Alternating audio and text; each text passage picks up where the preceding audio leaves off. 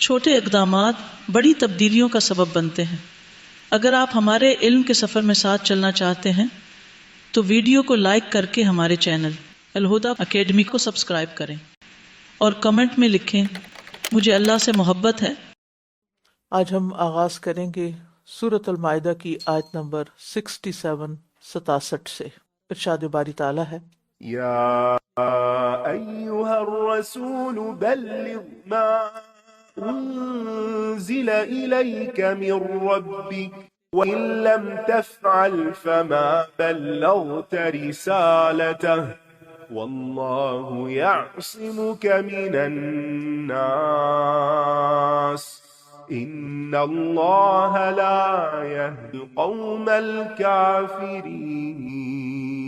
कुल या अहलल किताब लस्तुम अला शैइन हत्ता तुकीमुत तौरात वल इंजील वमा उन्ज़िल इलैकुम मिर रब्बिकुम वलयज़ीदन्न कसीरन मिनहुम मा उन्ज़िल इलैक मिर रब्बिक तुग़याना वकुफ्रा फला तअस अलल क़ौमिल काफ़िरीन।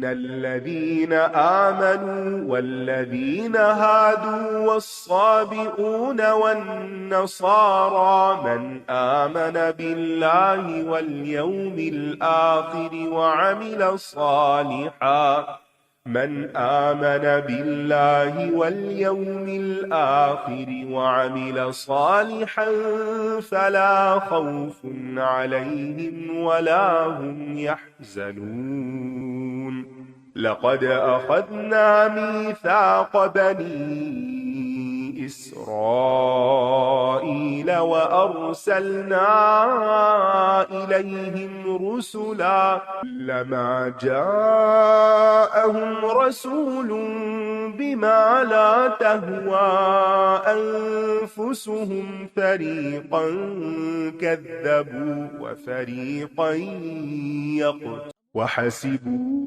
ألا تكون فتنة فعموا وصموا ثم تاب الله عليهم ثم عموا وصموا كثير منهم والله بصير بما يعملون.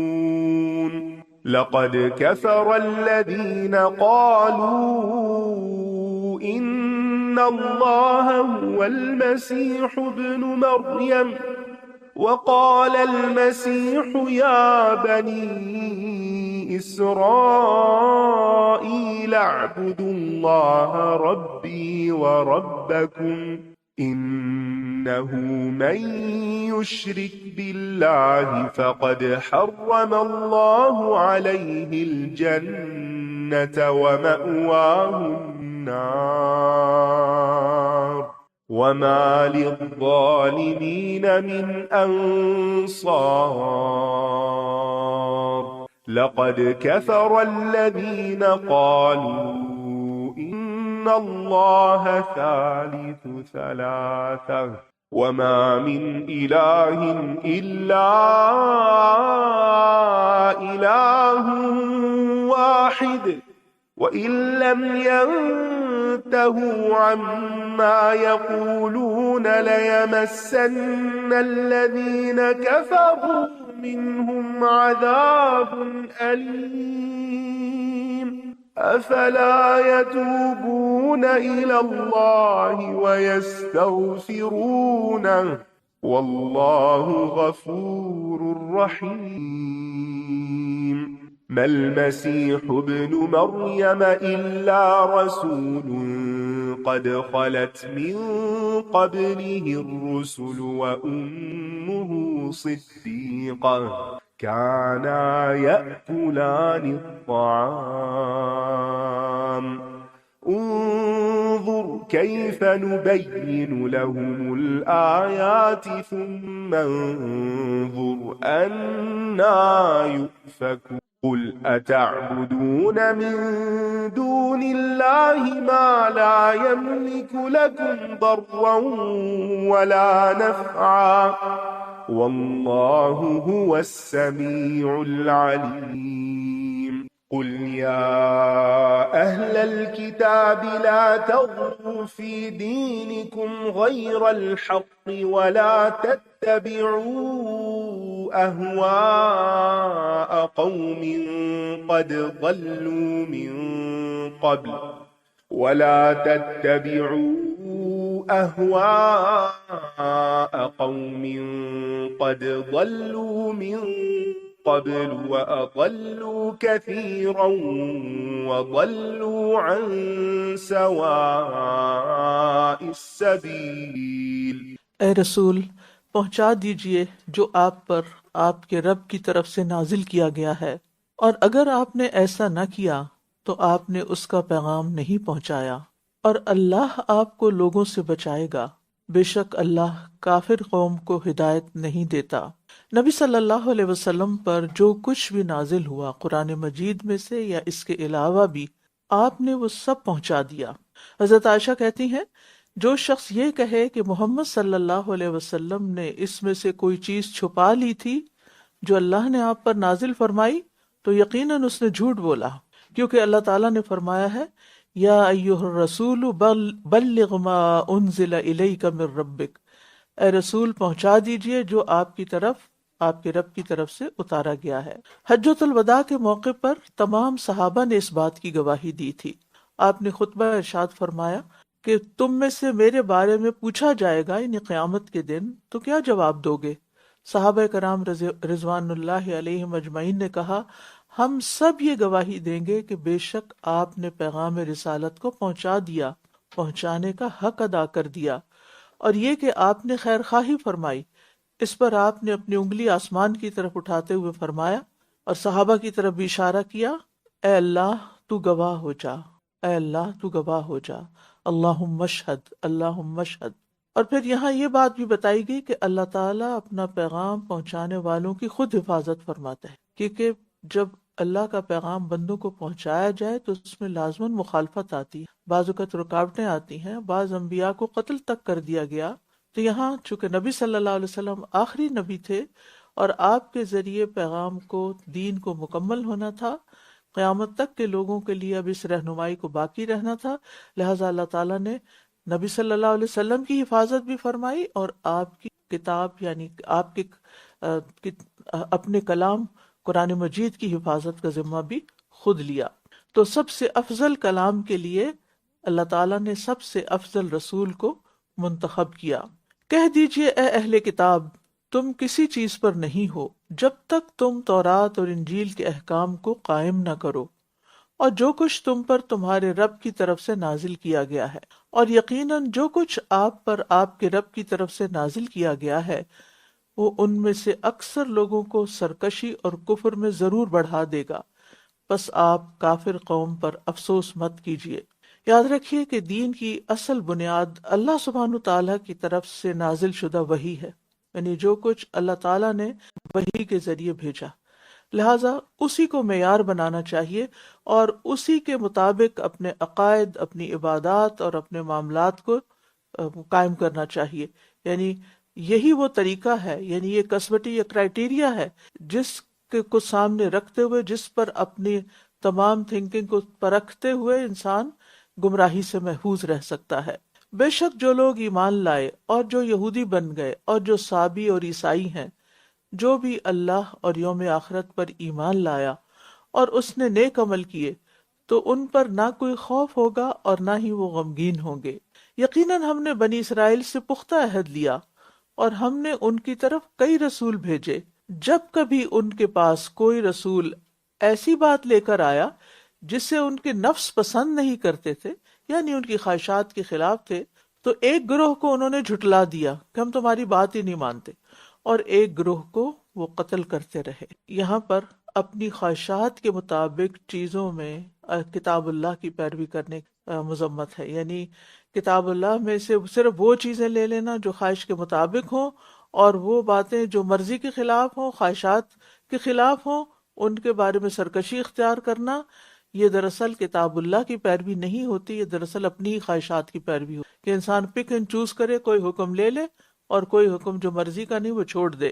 ابن القیم فرماتے ہیں ہر بندے کی ایک ابتدا اور ایک انتہا ہوتی، جس کی ابتدا خواہشات نفس کی پیروی ہو، اس کی انتہا یعنی اس کا پھر انجام، اینڈ ریزلٹ، اس بندے کا کیا نکلے گا، اس کی انتہا ذلت، حقارت، محرومی اور آزمائش ہوگی۔ لہٰذا انسان کو سوچ سمجھ کر قدم اٹھانا چاہیے کہ وہ جو بھی کرنے جا رہا ہے وہ اللہ تعالیٰ کی مرضی کے مطابق ہے یا خلاف جاتا ہے۔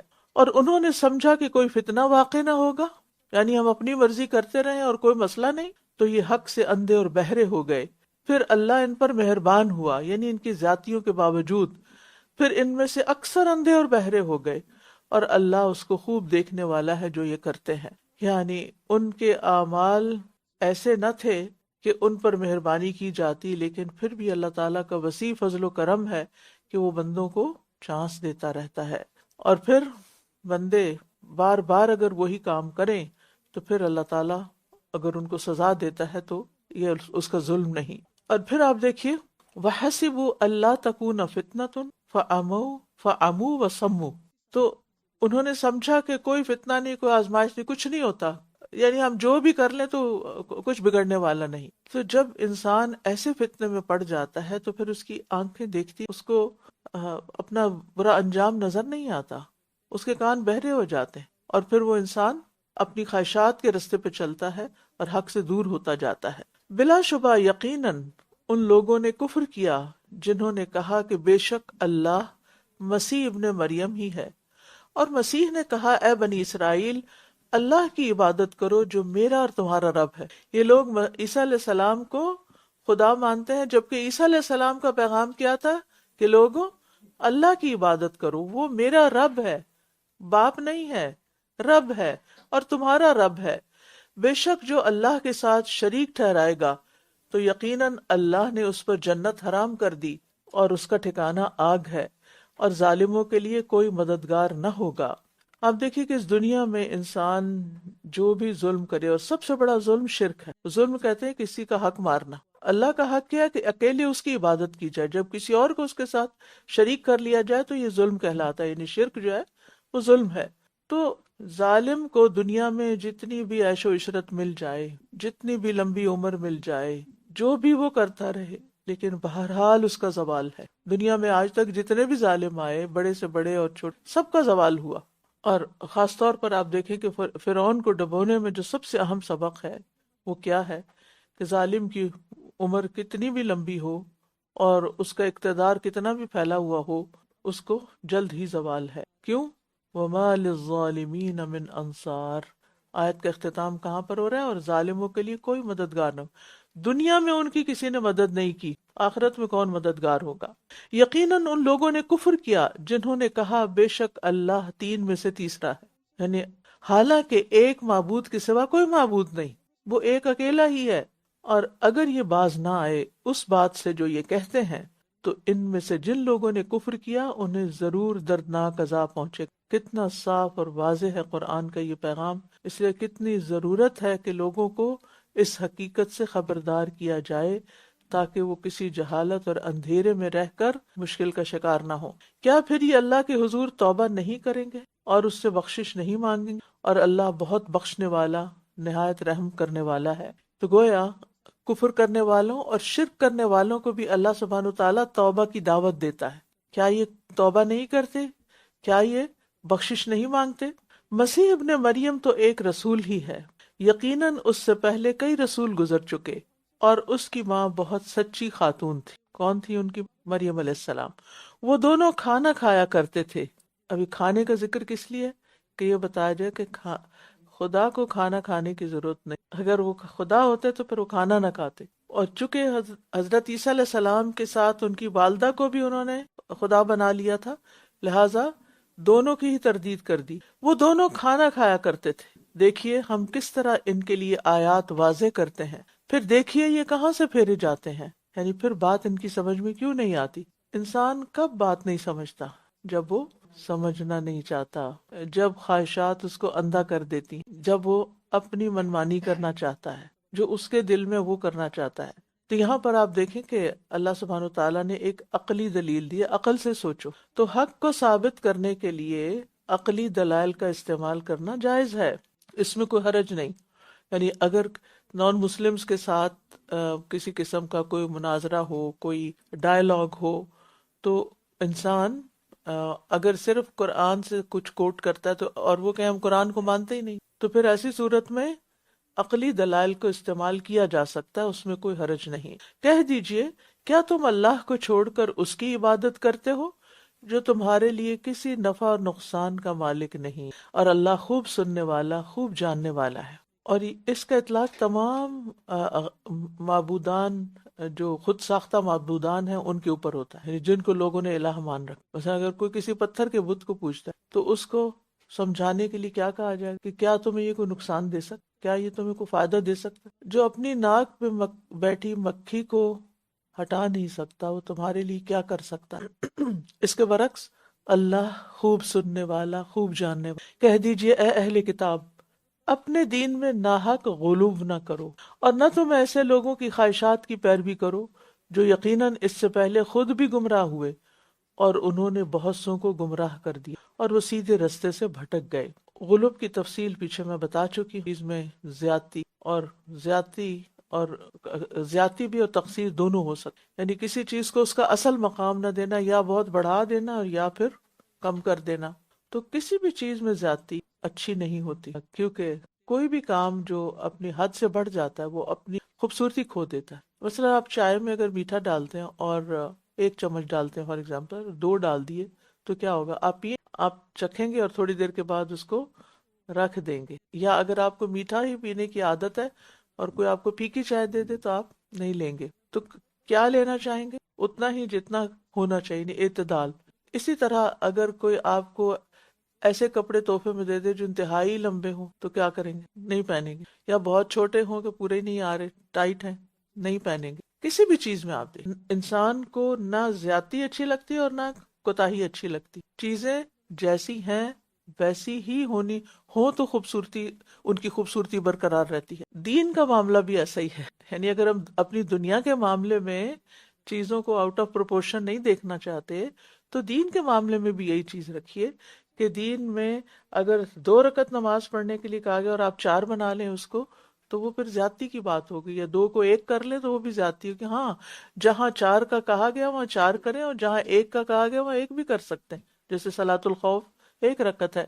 تو اس لیے دنیا کے معاملے میں تو پھر آپ دیکھیں کہ لوگ دوسروں کی اٹینشن لینے کے لیے پتہ نہیں کیا کیا الٹی حرکتیں کرتے رہتے ہیں، اور لوگ ان کو ہنس کر دیکھ کر آگے چل پڑتے ہیں۔ لیکن دین کے معاملے میں ہم اس کے مجاز نہیں۔ دنیا کے معاملے میں تو پھر بھی آپ کی کچھ اپنی چوائسیز ہو سکتی ہیں ایکسیپشنل، لیکن دین کے معاملے میں ہماری کوئی چوائس نہیں۔ دین تو سراسر اطاعت اور بندگی کا نام، جو کہا گیا ہے وہ کرو، اور وہی ایکسیپٹیبل ہے۔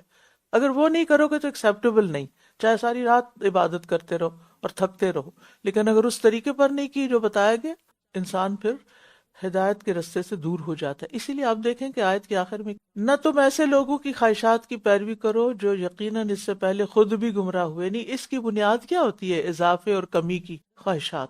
تو جو اپنی خواہشات پہ چلے وہ خود بھی گمراہ ہوئے، اور ایسے گمراہ صرف خود نہیں گمراہ ہوتے، یعنی بدعات ایجاد کرنے والے صرف خود ہی غلط کام نہیں کرتے بلکہ دوسروں کو بھی گمراہ کرتے ہیں، کیونکہ وہ ان کو اصل دین سے ہٹا دیتے ہیں۔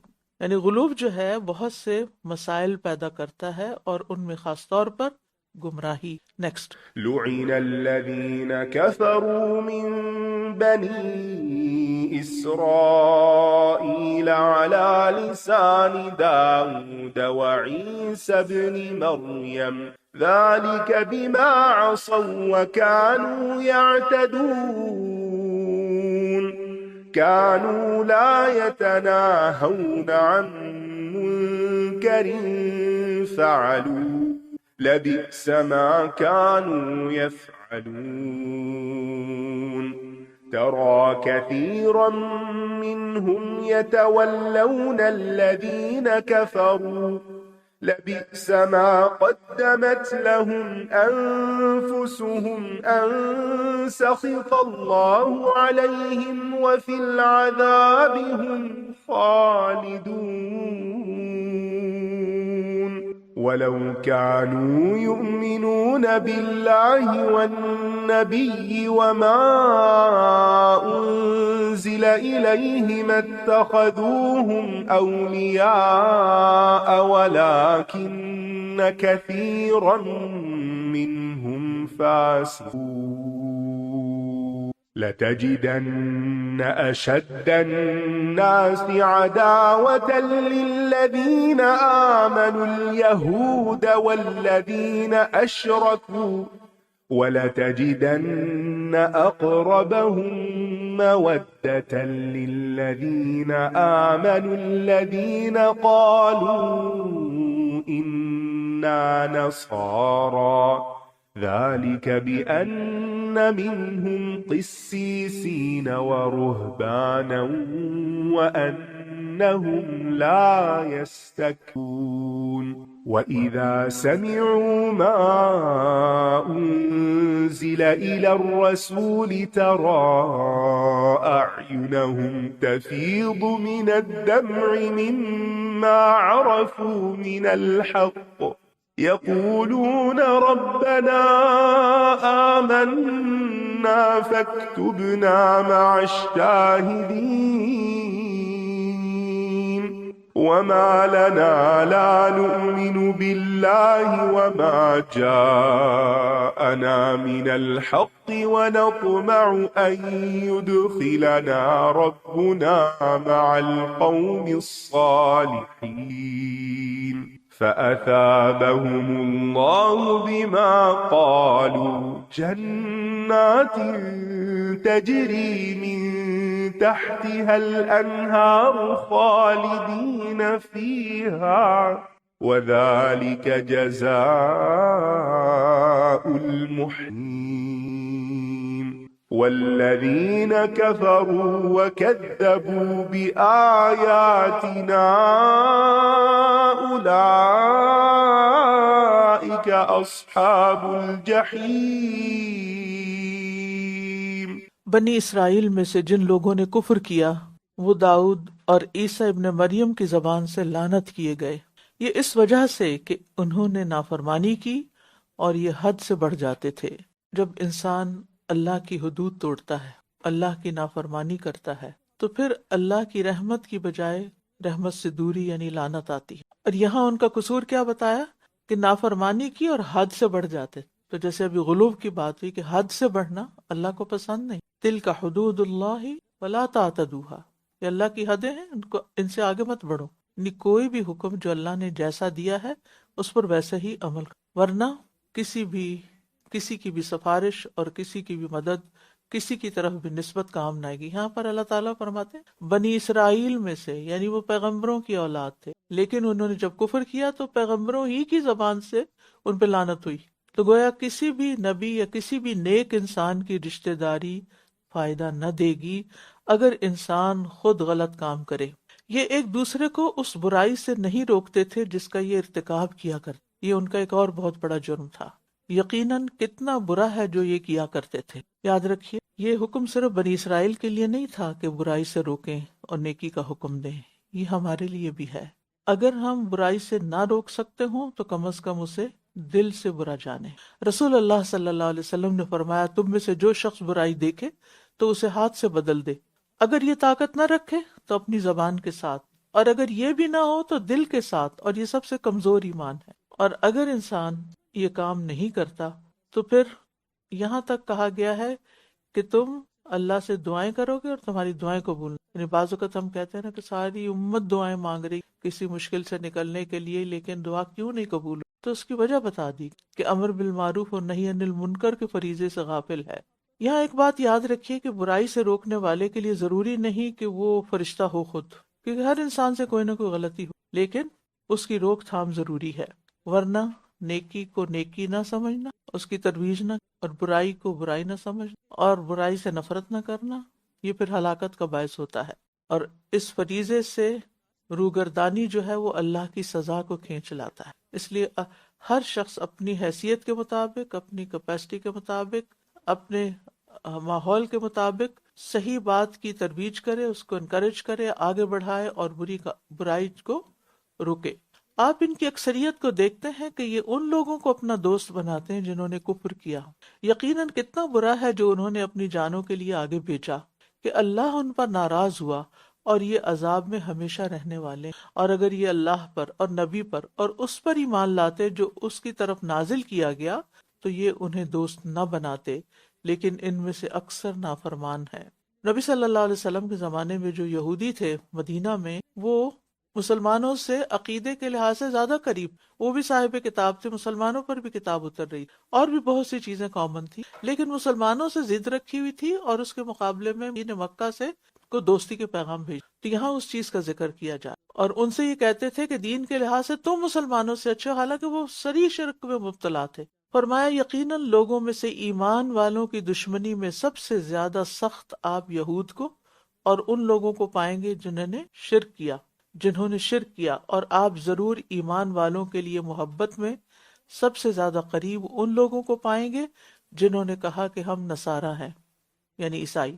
یہ اس لیے کہ بے شک ان میں علماء اور راہب ہیں، یعنی عبادت گزار، زاہد، اور اس وجہ سے کہ وہ تکبر نہیں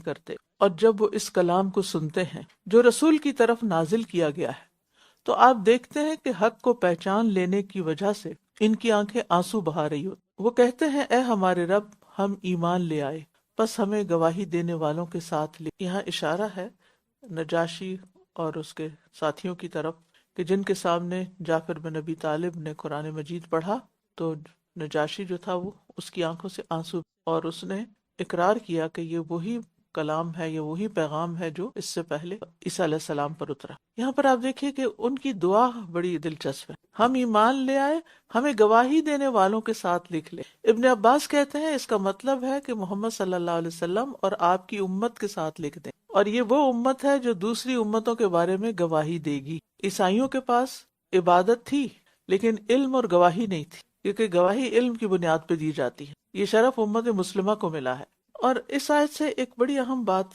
ہمیں پتہ چلتی ہے، اللہ کا کلام سن کر آنسو بھی بہنے، اور یہ وہ وقت ہوتا ہے کہ جب حقیقت میں انسان دل سے اس کلام کو محسوس کرتا ہے. مشہور تابعی ابن المنقدر جب روتے تھے یعنی اللہ کا کلام سن کر تو آنسو اپنے چہرے اور داڑھی وغیرہ پہ مل لیتے تھے، یعنی جو آنکھوں سے نکلتا تھا وہ چہرے پہ ملتے، اور کہتے کہ مجھے یہ بات پہنچی ہے کہ آگ اس جگہ کو نہیں جلائے گی آنسو نے چھوا ہوگا، یعنی جو اللہ کے خوف سے نکلیں یا پھر قرآن پڑھتے ہوئے نکلیں. اور ہمیں کیا ہے کہ ہم ایمان نہ لائیں اللہ پر اور اس پر جو حق میں سے ہمارے پاس آ گیا، اور ہم امید رکھتے ہیں کہ ہمارا رب ہمیں صالح لوگوں کے ساتھ جنت میں داخل کر دے. تو ان کے اس قول کی وجہ سے اللہ بدلے میں ان کو ایسے باغات عطا کرے گا جن کے نیچے نہریں جاری ہیں، جن میں وہ ہمیشہ رہنے والے ہیں، اور نیکی کرنے والوں کی یہی جزا ہے. تو گویا ان کی سچائی ان کو جنت میں لے جانے کا سبب بن گئی. جب حق نظر آ جائے تو پھر اس کو قبول کرنے میں، اس کا اعتراف کرنے میں دیر نہیں کرنی چاہیے، کیونکہ یہاں سے پھر انسان کی خوش بختی کے دروازے کھل جاتے ہیں اور وہ سیدھے رستے کی طرف گامزن ہو جاتا ہے. یہاں پر آپ دیکھیے کہ انہوں نے صرف زبان سے ابھی بات کی تھی اور انہیں جنت کی بشارت ملی. تو زبان سے نکلی ہوئی بات اگر اچھی ہو تو وہ بھی ایک عبادت ہوتی، یعنی عبادت کی اقسام میں نے شروع میں بتائی تھی، قولی، لسانی، مالی، بدنی. تو زبان جو ہے یعنی ایک تو پورے بدن کی کا ایک پارٹیسپیشن ہوتی، لیکن پھر بھی زبان کی خاص طور پر، کیونکہ ہماری زندگی میں ایکشن سے زیادہ حصہ ہماری باتوں کا ہے. تو زبان سے سچی اور اچھی باتیں اجر عظیم کا باعث بن جاتی. اور وہ لوگ جنہوں نے کفر کیا اور ہماری آیات کو جھٹلا دیا، یہی لوگ جہنم کے ساتھی. يا أيها الذين آمنوا لا تحرموا طيبات ما أحل الله لكم ولا تعتدوا إن الله لا يحب المعتدين وكلوا مما رزقكم الله حلالا طيبا واتقوا الله الذي أنتم به مؤمنون لا يؤاخذكم الله باللغو في أيمانكم ولكن يؤاخذكم بما عقدتم الأيمان فكفارته إطعام 10 مساكين من أوسط ما تطعمون أهليكم أو كسوتهم أو تحرير رقبة فمن لم يجد فصيام 3 أيام ذلك كفارة أيمانكم إذا حلفتم واحفظوا أيمانكم كذلك يبين الله لكم آياته لعلكم تشكرون يا أيها الذين آمنوا إنما الخمر والميسر والأنصاب والأزلام رجس من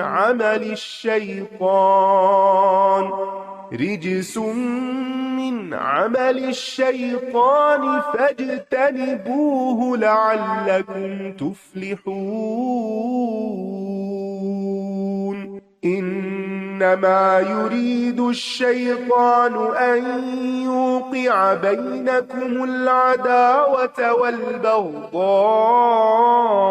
في الخمر والميسر ويصدكم عن ذكر الله وعن الصلاة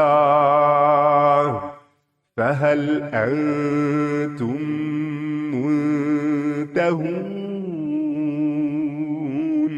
وأطيعوا الله وأطيعوا الرسول واحذروا فإن توليتم فاعلموا أنما على رسولنا البلاغ المبين ليس على الذين آمنوا وعملوا الصالحات جناح فيما طعموا إذا ما اتقوا وآمنوا وعملوا الصالحات ثم اتقوا وأحسنوا والله يحب المحسنين اے لوگو جو ایمان لائے ہو، ان پاکیزہ چیزوں کو حرام مت ٹھہراؤ جو اللہ نے تمہارے لیے حلال کی ہیں، کیونکہ حلال اور حرام کا اختیار صرف اللہ کے پاس ہے۔ اور نہ تم حد سے تجاوز کرو، بے شک اللہ حد سے تجاوز کرنے والوں کو پسند نہیں کرتا۔ حد سے آگے نہیں بڑھو، اعتدال سے باہر نہیں نکلو۔ مشروع چیزیں جو ہیں یعنی جن کی شریعت نے اجازت دی ہے، ان کو اپنے اوپر 2 وجوہات کی بنا پہ حرام کیا جاتا ہے۔ ایک تو رہبانیت کی وجہ سے، اور اسلام میں اس کی اجازت نہیں۔ یعنی بعض لوگ نیکی، تقوی اور زہد کے اس مقام تک پہنچنا چاہتے ہیں کہ وہ حلال چیزوں کو اپنے اوپر حرام کر دیتے ہیں کہ یہ ہم نے استعمال نہیں کرنی، تو ایسی صورت میں ہمیں اس کی اجازت۔ پھر اسی طرح یہ ہے کہ کسی مباح جائز کام کے نہ کرنے کی قسم کھا لے انسان کہ میں نہیں کروں گا، حالانکہ وہ کرنے کی اجازت، یہ بھی درست نہیں۔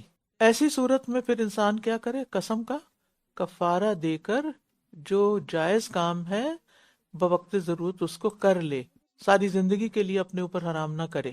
اور ولا تعتدوا، حد سے تجاوز نہ کرو، یعنی جو چیزیں اللہ نے حلال کی ہیں انہیں عقیدتاً یا عملاً حرام نہ بنا لو۔ جیسے بعض لوگ شادی سے انکار کر دیتے ہیں کہ یہ زیادہ پاکیزہ ہے کہ ہم شادی کے بغیر، دنیا کے چکر میں پڑے بغیر ہم نیک بنے رہیں۔ تو ہمارے دین میں ایسی کوئی نیکی شریعت کے اس سے ہٹ کر ہو۔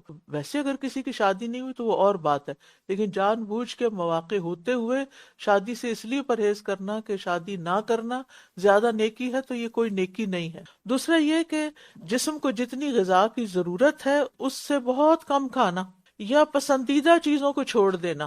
یعنی اگر کسی کو گوشت پسند ہے تو وہ کہے نہیں، میں اپنے نفس کو مار رہا ہوں اور میں نہیں کھاؤں گا اس کو، یہ بھی درست نہیں۔ ہاں اگر کوئی بیماری وغیرہ ہو تو پرہیز ڈاکٹر حکیم نے بتایا تو وہ تو کیا جا سکتا۔ اسی طرح حد سے بڑھنا، زیادہ کھانا بھی ہے نہیں، یہ بھی حد سے بڑھنا ہے۔ کلو وشربو ولا تسرف، کھاؤ اور پیو لیکن اسراف نہ کرو، کیونکہ اس سے انسان اللہ کی یاد سے بھی غافل ہو جاتا ہے اور طرح طرح کی بیماریاں لاحق ہوتی ہیں۔ چوتھی صورت یہ ہے کہ چیز تو حلال ہے لیکن کمائی حرام ہے، حرام سورس آف انکم ہے، تو یہ بھی حد سے بڑھنا ہے۔ تو یہاں پر حد سے بڑھنے سے روکا گیا کیونکہ اللہ کو ایسے لوگ پسند نہیں ہیں۔ ان اللہ یحب المعتدین، تو بہت احتیاط کرنی ہے، اس میں رہنا ہے۔ اور اللہ نے جو حلال پاکیزہ رزق تمہیں عطا کیا ہے اس میں سے کھاؤ اور اللہ سے ڈرو جس پر تم ایمان رکھتے ہو۔ پھر اسی طرح یہ ہے کہ انسان جب حلال چیزوں کو چھوڑ دیتا ہے تو یہ تقوی نہیں، تقوی یہ ہے کہ اللہ کی اطاعت کی جائے، ہاں دوسروں کا حق مار کے نہ کھایا جائے۔ اللہ تمہاری قسموں میں سے لغو قسم پر تمہارا مواخذہ نہیں کرے گا، لیکن وہ ان قسموں پر تمہارا مواخذہ ضرور کرے گا جو تم نے مضبوط باندھی، یعنی جان بوجھ کے کھائیں۔ تو اس کا کفارہ 10 مسکینوں کو درمیانے درجے کا کھانا کھلانا ہے، جیسا تم اپنے گھر والوں کو کھلاتے ہو، یا انہیں کپڑے پہنانا ہے، یا ایک گردن کا آزاد کرنا ہے۔ تو جو کوئی یہ نہ پائے تو 3 دنوں کے روزے رکھنا، یہ تمہاری قسموں کا کفارہ ہے جب تم قسم کھا لو، اور اپنی قسموں کی حفاظت کیا کرو۔ اسی طرح اللہ اپنی آیات تمہارے لیے واضح کرتا ہے تاکہ تم شکر ادا کرو۔ قسم 3 طرح کی ہو، ایک لغو قسم جو ایسے بے ساختہ منہ سے نکل جاتی ہے، اللہ کی قسم، لا واللہ، جیسے عرب لوگ بات بات پہ کہتے رہتے ہیں، ایسی قسموں پر نہ کفارہ ہے نہ کوئی سزا ہے۔ دوسری ہے یمین غموس، جھوٹی قسم، جو انسان کسی کو دھوکہ دینے کے لیے جھوٹ بول کے قسم کھاتا ہے کہ یہ کام ہو گیا ہے حالانکہ وہ ہوا نہیں ہوتا۔ یہ کبیرہ گناہ ہے، اس پر سچے دل سے توبہ کرنا اس کا علاج ہے، اس کا کوئی کفارہ نہیں، اس کا کفارہ کیا ہے؟ توبہ کیجیے۔ تیسری ہے منعقد ہونے والی قسم، جو ارادے اور نیت سے قسم کھائی جائے، جس کا ذکر اس آیت میں ہوا ہے کہ میں یہ کام ضرور کروں گا۔ اگر وہ نہ کر سکے، یعنی قسم پوری نہ کرے، تو اس کا کفارہ دینا ہوگا۔ کفارہ کیا ہے؟ سب سے پہلا 10 مسکینوں کو اوسط درجے کا، درمیانے درجے کا کھانا، پھر اعتدال، نہ زیادہ نہ کم، درمیان جیسے خود کھاتے ہو، یا کپڑا پہنانا، یا گردن آزاد کرنا۔ اگر یہ 3 نہ ہو سکے تو روزے رکھنا، یہ نہیں کہ پہلے درجے پہ روزے شروع کر دیں۔ کھانا کھلائیں، اگر نہیں کھلا سکتے کپڑے پہنائیں، یعنی اویلیبل نہیں، غلام آزاد کریں نہیں، تو پھر کیا کریں؟ پھر روزے رکھ لیں۔ نظر پوری نہ کر سکنے کا بھی یہی کفارہ ہے۔ بعض لوگ نظر مان لیتے ہیں اور کسی وجہ سے پوری نہیں کر سکتے، تو وہ بھی یہ کفارہ دے کر اس سے آزاد ہو سکتے ہیں۔ اور وَاحْفَظُوا أَيْمَانَكُمْ، قسموں کی حفاظت کرو، یعنی صحیح جگہ پر قسم کھاؤ، ہر فضول باتوں میں قسم مت کھاؤ، اور جب قسم کھا لی جائے تو اس کو پھر یاد بھی رکھا جائے۔ میں قسم کھاتی ہوں، میں کسی کو نہیں بتاؤں گی، اور 2 مہینے کے بعد بھول گیا کہ قسم کھائی تھی اور وہ بات کسی اور کو آگے کر دی، تو یہ خلاف ورزی ہوگی۔ اور پھر یہ ہے کہ اگر کسی وجہ سے خلاف ورزی ہو گئی اور بعد میں یاد آیا کہ میں تو قسم کھائی تھی، پھر کیا کرے؟ کفارہ توبہ۔ اے لوگو جو ایمان لائے ہو، بے شک شراب اور جوا اور بتوں کے تھان اور فال نکالنے کے تیر سب ناپاک ہیں، شیطانی عمل ہیں، پس تم اس سے بچو تاکہ تم فلاح پاؤ۔ شراب کی قطعی حرمت پر یہ تیسرا اور آخری حکم ہے، دلیل ہے۔ شراب ہر طرح سے ایک ملعون فعل ہے۔ رسول اللہ صلی اللہ علیہ وسلم نے فرمایا شراب سے متعلق 10 طرح سے لعنت کی گئی ہے، خود شراب پر ملعون ہے شراب، اس کو نچوڑنے والے پر، نچڑوانے والے پر، بیچنے والے پر، خریدنے والے پر، اٹھانے والے پر، جس کے پاس لے جائی جائے یعنی جس کے لیے، اس پر، اس کی قیمت کھانے والے پر، اس کے پینے والے پر، اس کو پلانے والے پر۔ اتنی زیادہ قباحت ہے شراب میں، اور یہ جنت سے محروم کر دینے والا فعل ہے۔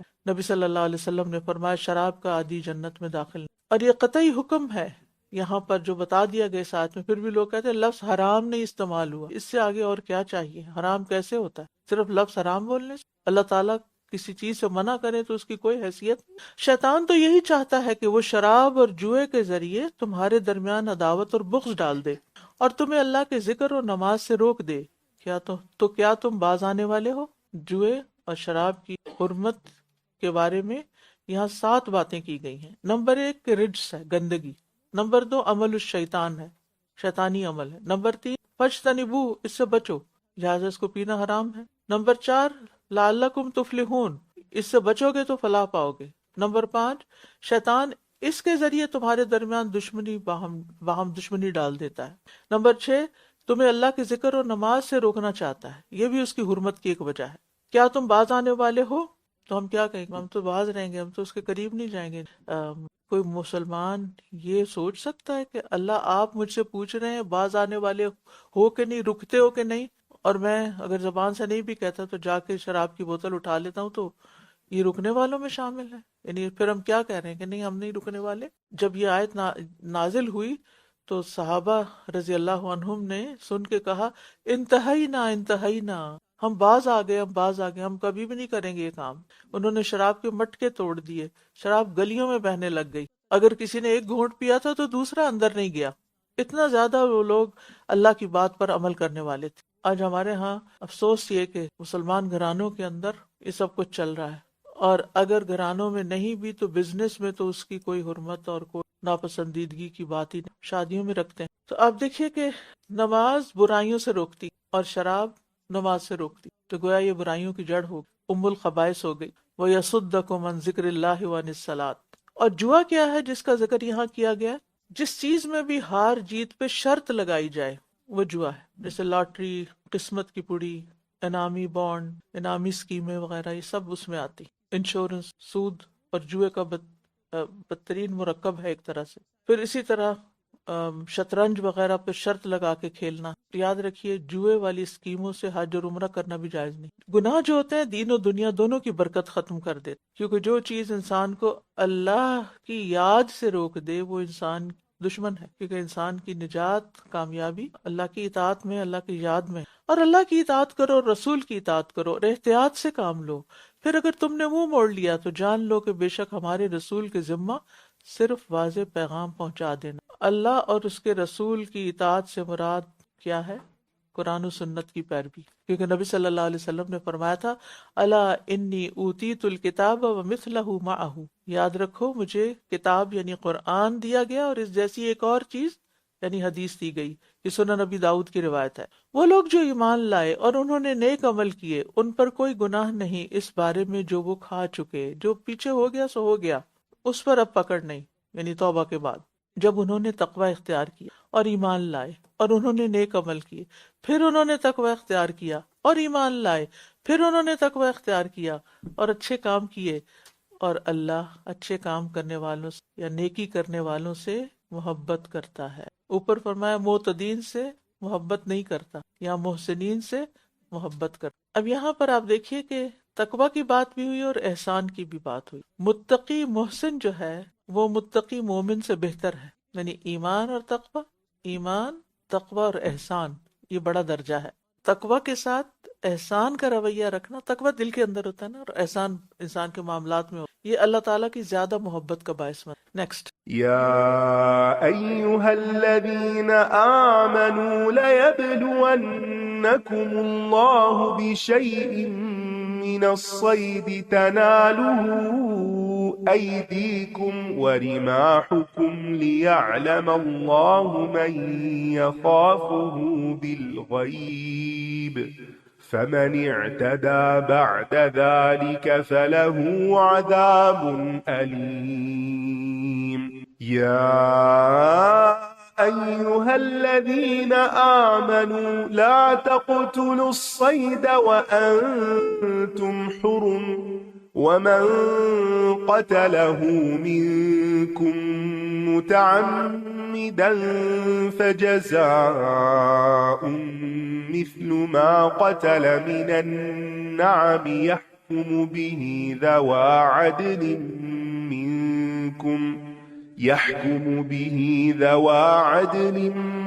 منكم هديا بالغ الكعبة أو كفارة طعام مساكين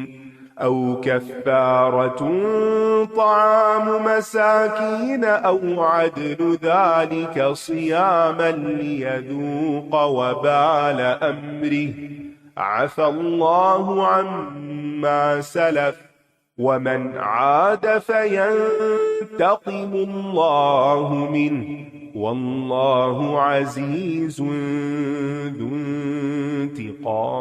انتقام۔ أحل لكم صيد البحر وطعامه متاعا لكم وللسيارة وحرم عليكم صيد البر ما دمتم حرما واتقوا الله الذي إليه تحشرون جعل الله الكعبة البيت الحرام قياما للناس والشهر الحرام والهدي والقلائد ذلك لتعلموا أن الله يعلم ما في السماوات وما في الأرض وأن الله بكل شيء عليم اعلموا أن الله شديد العقاب وأن الله غفور رحيم ما على الرسول إلا البلاغ والله يعلم ما تبدون وما تكتمون قل لا يستوي الخبيث والطيب ولو أعجبك كثرة الخبيث فاتقوا الله يا أولي الألباب لعلكم تفلحون۔ اے لوگو جو ایمان لائے ہو، اللہ تمہیں شکار میں سے کسی ایسی چیز کے ساتھ ضرور آزمائے گا جو تمہارے ہاتھوں اور نیزوں کی زد میں ہوگی، تاکہ اللہ جان لے کہ کون ہے جو اس سے بن دیکھے ڈرتا ہے۔ تو جو کوئی اس کے بعد زیادتی کرے تو اس کے لیے دردناک عذاب ہے۔ یہ آیات اور کچھ آگے کی آیات اس وقت نازل ہوئی جب مسلمان حدیبیہ میں احرام باندھے ہوئے تھے اور خلاف معمول چھوٹے بڑے جنگلی جانور ان کے خیموں میں آ گھسے، اور اللہ تعالیٰ نے شکار سے منع کر دیا۔ اب شکار سامنے ہو، آپ کے ہاتھ کی ریچ میں ہو، اور آپ اپنی خواہش کو روک لیں۔ اور آپ دیکھیں وہ سفر میں تھے، ان کو کھانے کے لیے ان چیزوں کی ضرورت بھی تھی، لیکن اس وقت امتحان کے لیے روک دیا گیا، اور اسی کو تقویٰ کہتے ہیں۔ اور پھر آپ دیکھیے کہ بعض جگہوں پر تو صرف اللہ ہی دیکھتا ہے نا، کوئی نہیں دیکھ رہا ہوتا، اور ہم وہ غلط کام کر سکتے ہیں۔ اور تنہائی میں گناہ کرنا، اور جب گناہ کرنا بہت آسان ہو، اس وقت انسان اپنے آپ کو روک لے تو وہ آزمائش میں کامیاب ہوگا۔ تو اللہ سبحانہ وتعالیٰ ہر بندے کو کہیں نہ کہیں کسی نہ کسی طریقے ضرور امتحان اس کا لیتا ہے، تاکہ یہ دیکھے کہ یہ اپنی باتوں میں کتنا سچ، کیونکہ دعوے تو کرنا بہت آسان ہوتا ہے۔ اے لوگوں جو ایمان لائے ہو، حالت احرام میں شکار کو نہ مارو، اور جس نے تم میں سے جان بوجھ کر اسے مارا تو چوپایوں میں سے اسی کی مانند بطور فدیہ بدلہ دینا ہوگا جو اس نے مارا، جس کا فیصلہ تم میں سے دو عدل والے کریں گے۔ یہ قربانی کعبہ تک پہنچنے والی ہو، یا پھر چند مسکینوں کو کھانا کھلانا، یا اس کے برابر روزے رکھنا کفارہ ہوگا، تاکہ وہ اپنے کیے کا وبال چکھے۔ جو ہو چکا اللہ نے اس سے درگزر کیا، اور جو کوئی پھر وہی کام کرے تو اللہ اس سے انتقام لے گا، اور اللہ بہت زبردست ہے، انتقام لینے والا ہے۔ تمہارے لیے سمندر کا شکار اور اس کا کھانا حلال کر دیا گیا، جو تمہارے لیے اور قافلوں کے لیے فائدہ مند ہے، لیکن جب تک تم حالت احرام میں ہو تو خشکی کا شکار تم پر حرام کیا گیا، اور اللہ سے ڈرو جس کی طرف تم اکٹھے کیے جاؤ گے۔ تو اس سے کیا پتہ چلتا ہے کہ حالت احرام میں مچھلی وغیرہ کا شکار کیا جا سکتا ہے، کیونکہ جب انسان شپ میں ہے اور بعض اوقات کھانے کے لیے کوئی چیز نہیں آس پاس صرف سمندر کا شکار ہی مل سکتا ہے، تو سہولت کے لیے اس کی اجازت دے دی۔ تو اصل چیز حلال حرام کی بات نہیں، اصل چیز امتحان کی بات ہے۔ اللہ نے کعبہ کو جو حرمت والا گھر ہے لوگوں کے لیے قیام کا ذریعہ بنایا ہے، اور ماہ حرام کو اور قربانی کے جانوروں کو اور پٹے والے جانوروں کو بھی، یہ اس لیے کہ تم جان لو کہ بے شک اللہ جانتا ہے جو کچھ آسمانوں اور زمین میں، اور یہ کہ اللہ ہر چیز کو خوب جاننے والا ہے۔ کعبہ دنیا کا مرکز ہے، اور اس کے گرد لوگ طواف کرتے ہیں۔ اللہ سبحانہ تعالیٰ نے اس کو ایک نشانی بنایا، لوگوں کے قیام کا ذریعہ بنایا ہے۔ اگر یہ کعبہ اٹھا لیا جائے تو پھر دنیا قائم نہیں رہے گی، اور یہ قیامت کے قریب ہوگا۔ قیامت کے قریب ایک حبشی کعبۃ اللہ کو گرا دے گا، تو اس کے بعد بہت جلد قیامت آ جائے گی۔ یعنی دنیا قائم ہے جب تک کعبہ قائم. جان لو بے شک اللہ سخت سزا والا ہے اور بے شک اللہ بہت بخشنے والا نہایت رحم کرنے والا ہے. یعنی نہ تو اپنے دل میں حد سے زیادہ خوف رکھیں اور نہ ہی جھوٹی امیدیں، کیونکہ اس سے کچھ فائدہ نہیں. اللہ تعالیٰ سزا بھی دیتا اور بخشتا بھی. رسول کے ذمہ تو صرف پیغام پہنچا دینا ہے اور اللہ جانتا ہے جو تم ظاہر کرتے ہو اور جو تم چھپاتے ہو. یعنی رسول تو پیغام لایا ہے اور باقی حساب کتاب کس کے ساتھ ہے؟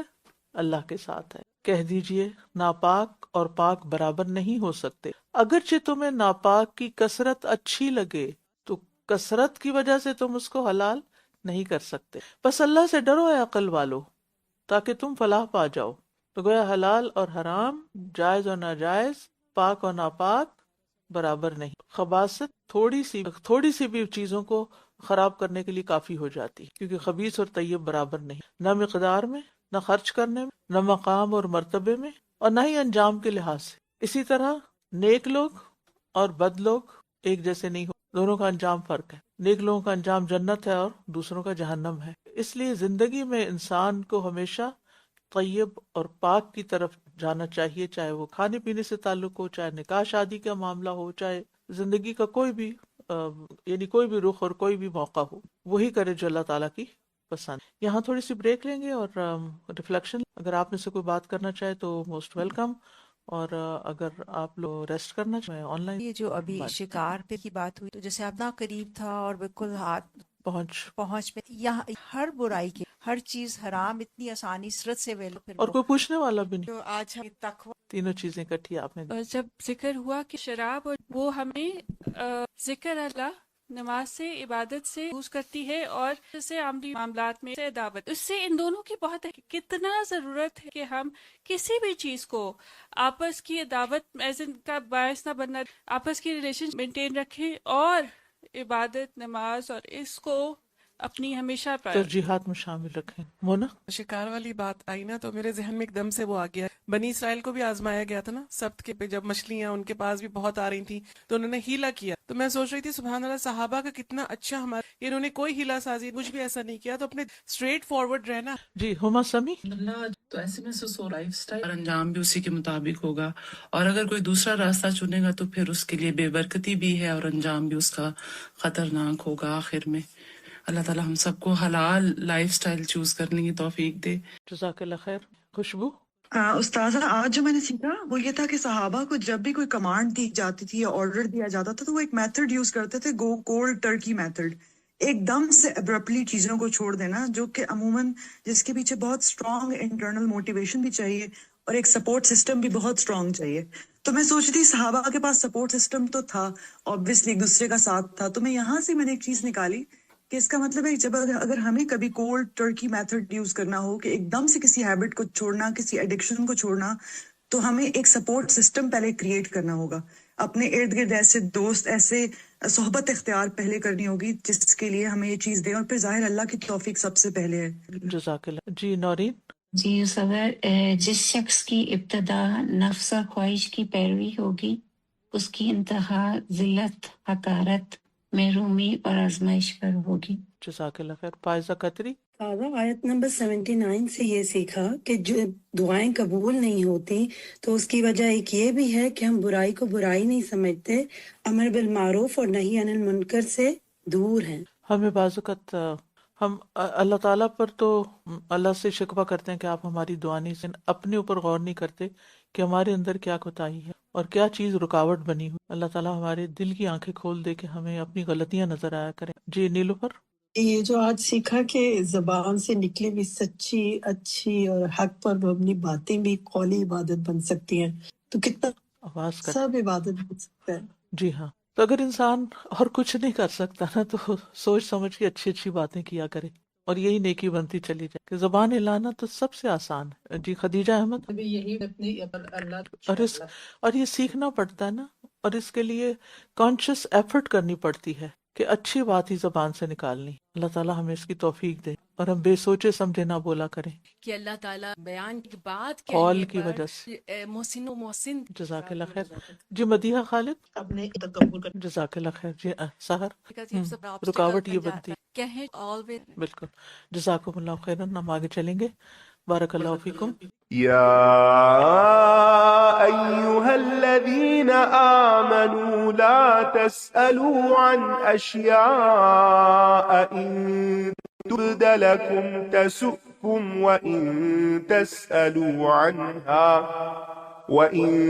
تسألوا عنها حين ينزل القرآن تبد لكم عفى الله عنها والله غفور حليم. قد سألها قوم من قبلكم ثم أصبحوا بها كافرين.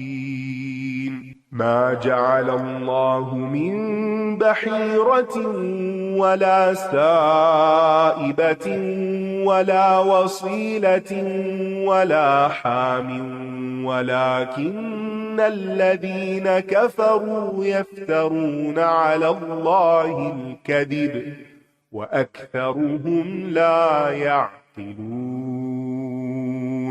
وإذا قيل لهم تعالوا إلى ما أنزل الله وإلى الرسول قالوا حسبنا ما وجدنا عليه آباءنا أولو كان آباؤهم لا يعلمون شيئا ولا يهتدون. يا أيها الذين آمنوا عليكم أنفسكم لا يضركم من ضل إذا اهتديتم إلى الله مرجعكم جميعا فينبئكم بما كنتم تعملون. يا أيها الذين آمنوا شهادة بينكم إذا حضر أحدكم الموت حين الوصية اثنان ذوى عدل منكم أو آخران من غيركم إن أنتم ضربتم في الأرض فأصابتكم مصيبة الموت تحبسونهما من بعد الصلاة فيقسمان بالله إن ارتبتم لا نشتري به ثمنا ولو كان ذا قربى ولا نكتم شهادة الله إنا إذا لمن الآثمين. فإن عثر على أنهما استحقا إثما فآخران يقومان مقامهما من الذين استحق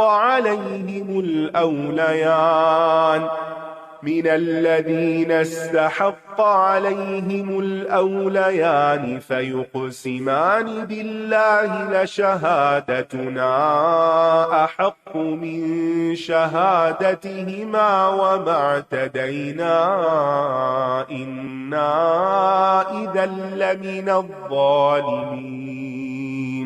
ذلك أدنى أن يأتوا بالشهادة على وجهها أو يخافوا أن ترد أيمان بعد أيمانهم واتقوا الله واسمعوا والله لا يهدي القوم الفاسقين.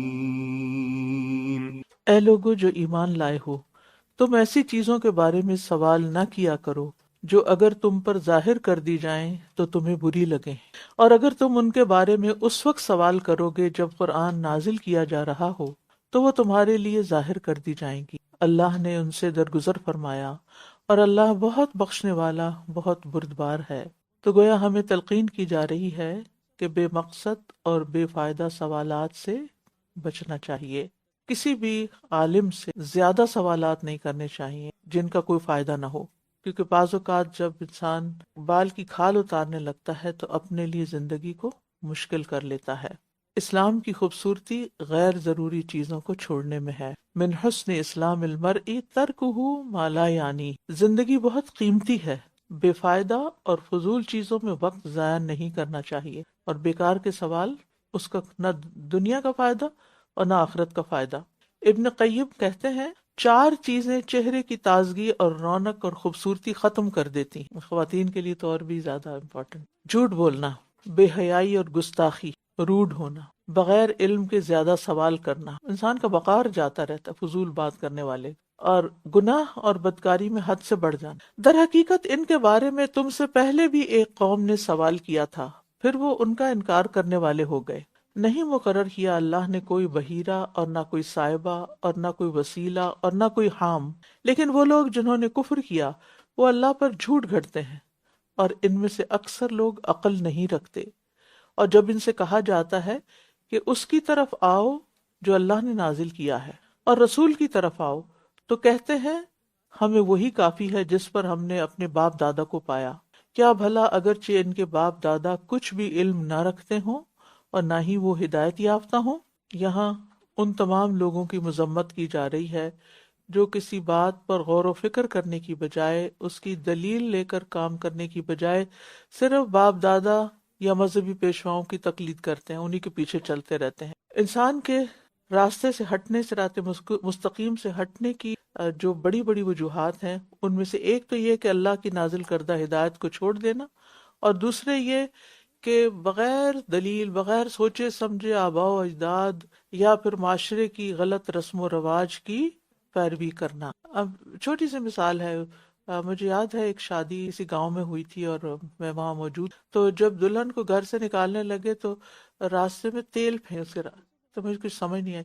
تھوڑی دیر بعد شاید وہ چاول وغیرہ بھی پھینکے گئے، کوئی اور چیز۔ ابھی کس قسم کی روایات ہیں؟ اس کے پیچھے کیا حکمت ہے؟ اور کہ آپ رزق ضائع کریں، آپ ایک فائدے کی جو شاید کوئی غریب ضرورت مند خرید بھی نہ سکتا، اس کو آپ پاؤں میں سب کے کپڑے اور پاؤں خراب کرنے کے پھینک دیں، اور اسی قسم کی آپ قرآن کے نیچے سے سائے سے وہ گزارتے ہیں، اور بھی بے شمار قسم کی خرافات موجود کہ جس کے پیچھے کوئی دلیل نہیں ہے، نہ ہی اس کا کوئی ثواب ہے اور نہ ہی اس کی کوئی لاجک ہے، نہ ہی اس کا کوئی یعنی کہ جدید دنیا سے بھی اس کا کوئی تعلق نہیں۔ تو لیکن ایسی عادات، یاد رکھیے اس میں بھی اعتدال چاہیے، ایسی عادات یا رسم و رواج جو شریعت سے نہیں ٹکراتے لیکن وہ کسی معاشرے کی خاص پہچان ہوتے ہیں، ان کا کلچر ہوتے ہیں، تو ان کو اگر اپنا لیا جائے تو اس میں کوئی حرج نہیں۔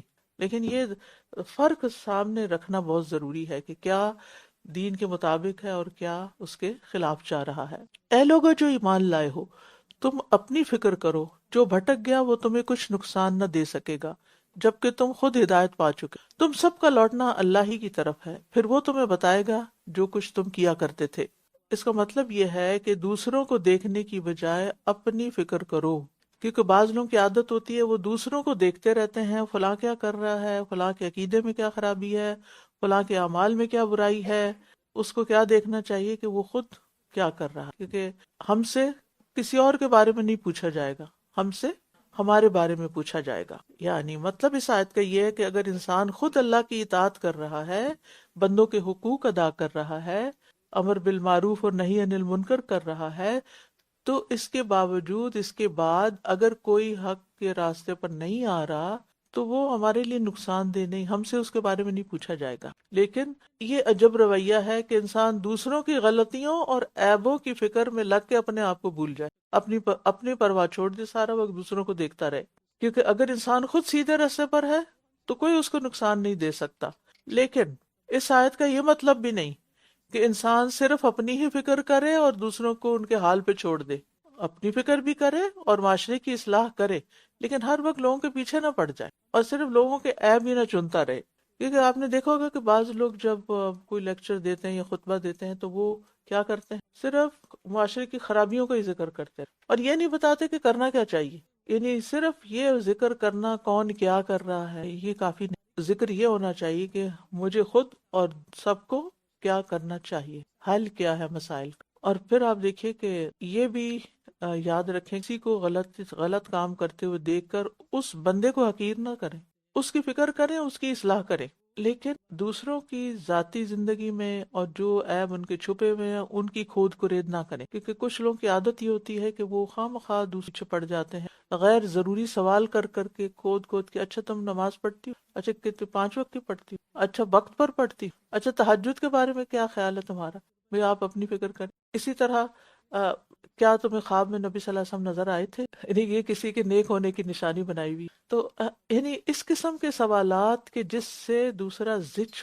آپ دیکھیے کہ وہ جو ہمسائے کے حقوق بتائے گئے ہیں، وہ صاحب بالجنب، اچھا بعض لوگ ایسے ہوتے ہیں جیسے آپ ٹریول کر رہے ہوتے ہیں، آپ جہاز میں بیٹھے ہیں اور کوئی بندہ آپ کے ساتھ ایسا بیٹھ جاتا ہے، لگتا ہے سب کا کوئی تجربہ ہے، تو یعنی جو آپ سے نہ جان نہ پہچان اور خواہ کے اس طرح کے سوالات، اور وہ اچھا اگر آپ نے کچھ کھایا نہیں تو آپ کھاتے کہ کوئی بیماری تو یہ فضول وقت ضائع کر رہا ہے۔ ابھی ہم نے پڑھا نا کہ غیر ضروری سوالات نہیں، دین کے معاملے میں بھی نہیں کرنے چاہیے اور دنیا کے معاملے میں بھی غیر ضروری۔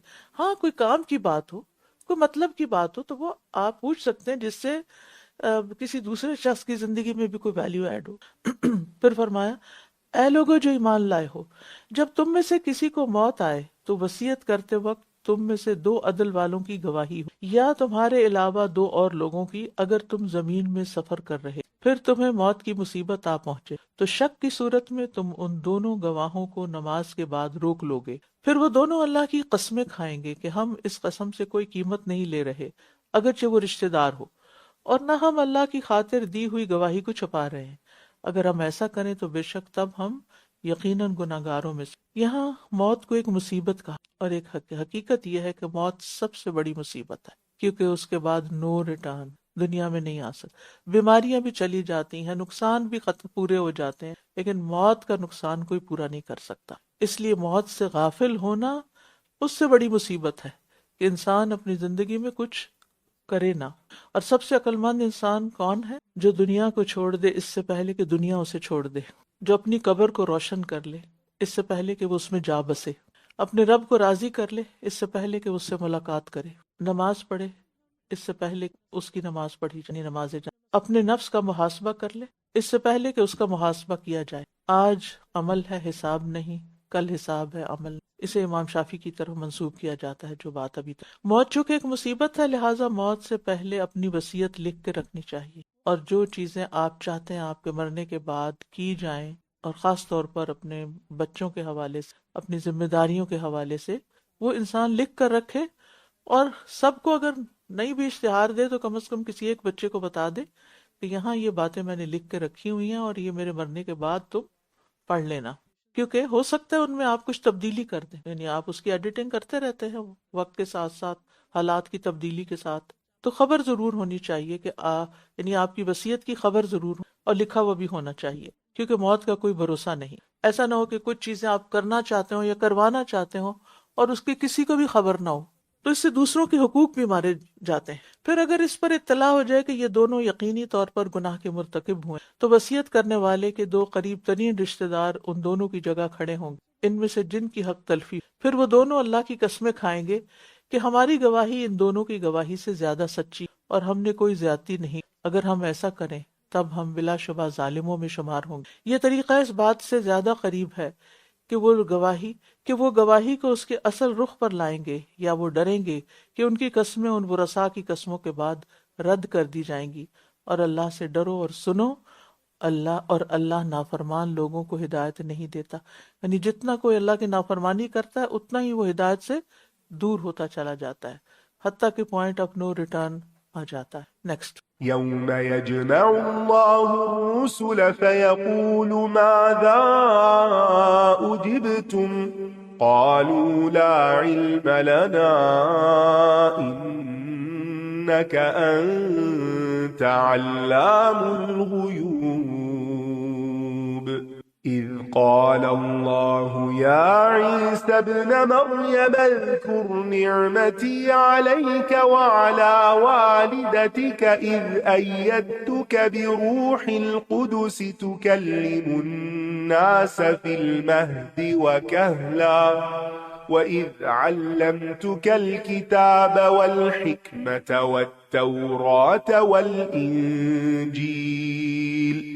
وإذ تخلق من الطين كهيئة الطير بإذني فتنفخ فيها فتكون طيرا بإذني وتبرئ الأكمه والأبرص بإذني وإذ تخرج الموتى بإذني وإذ كففت بني إسرائيل عنك إذ جئتهم بالبينات فقال الذين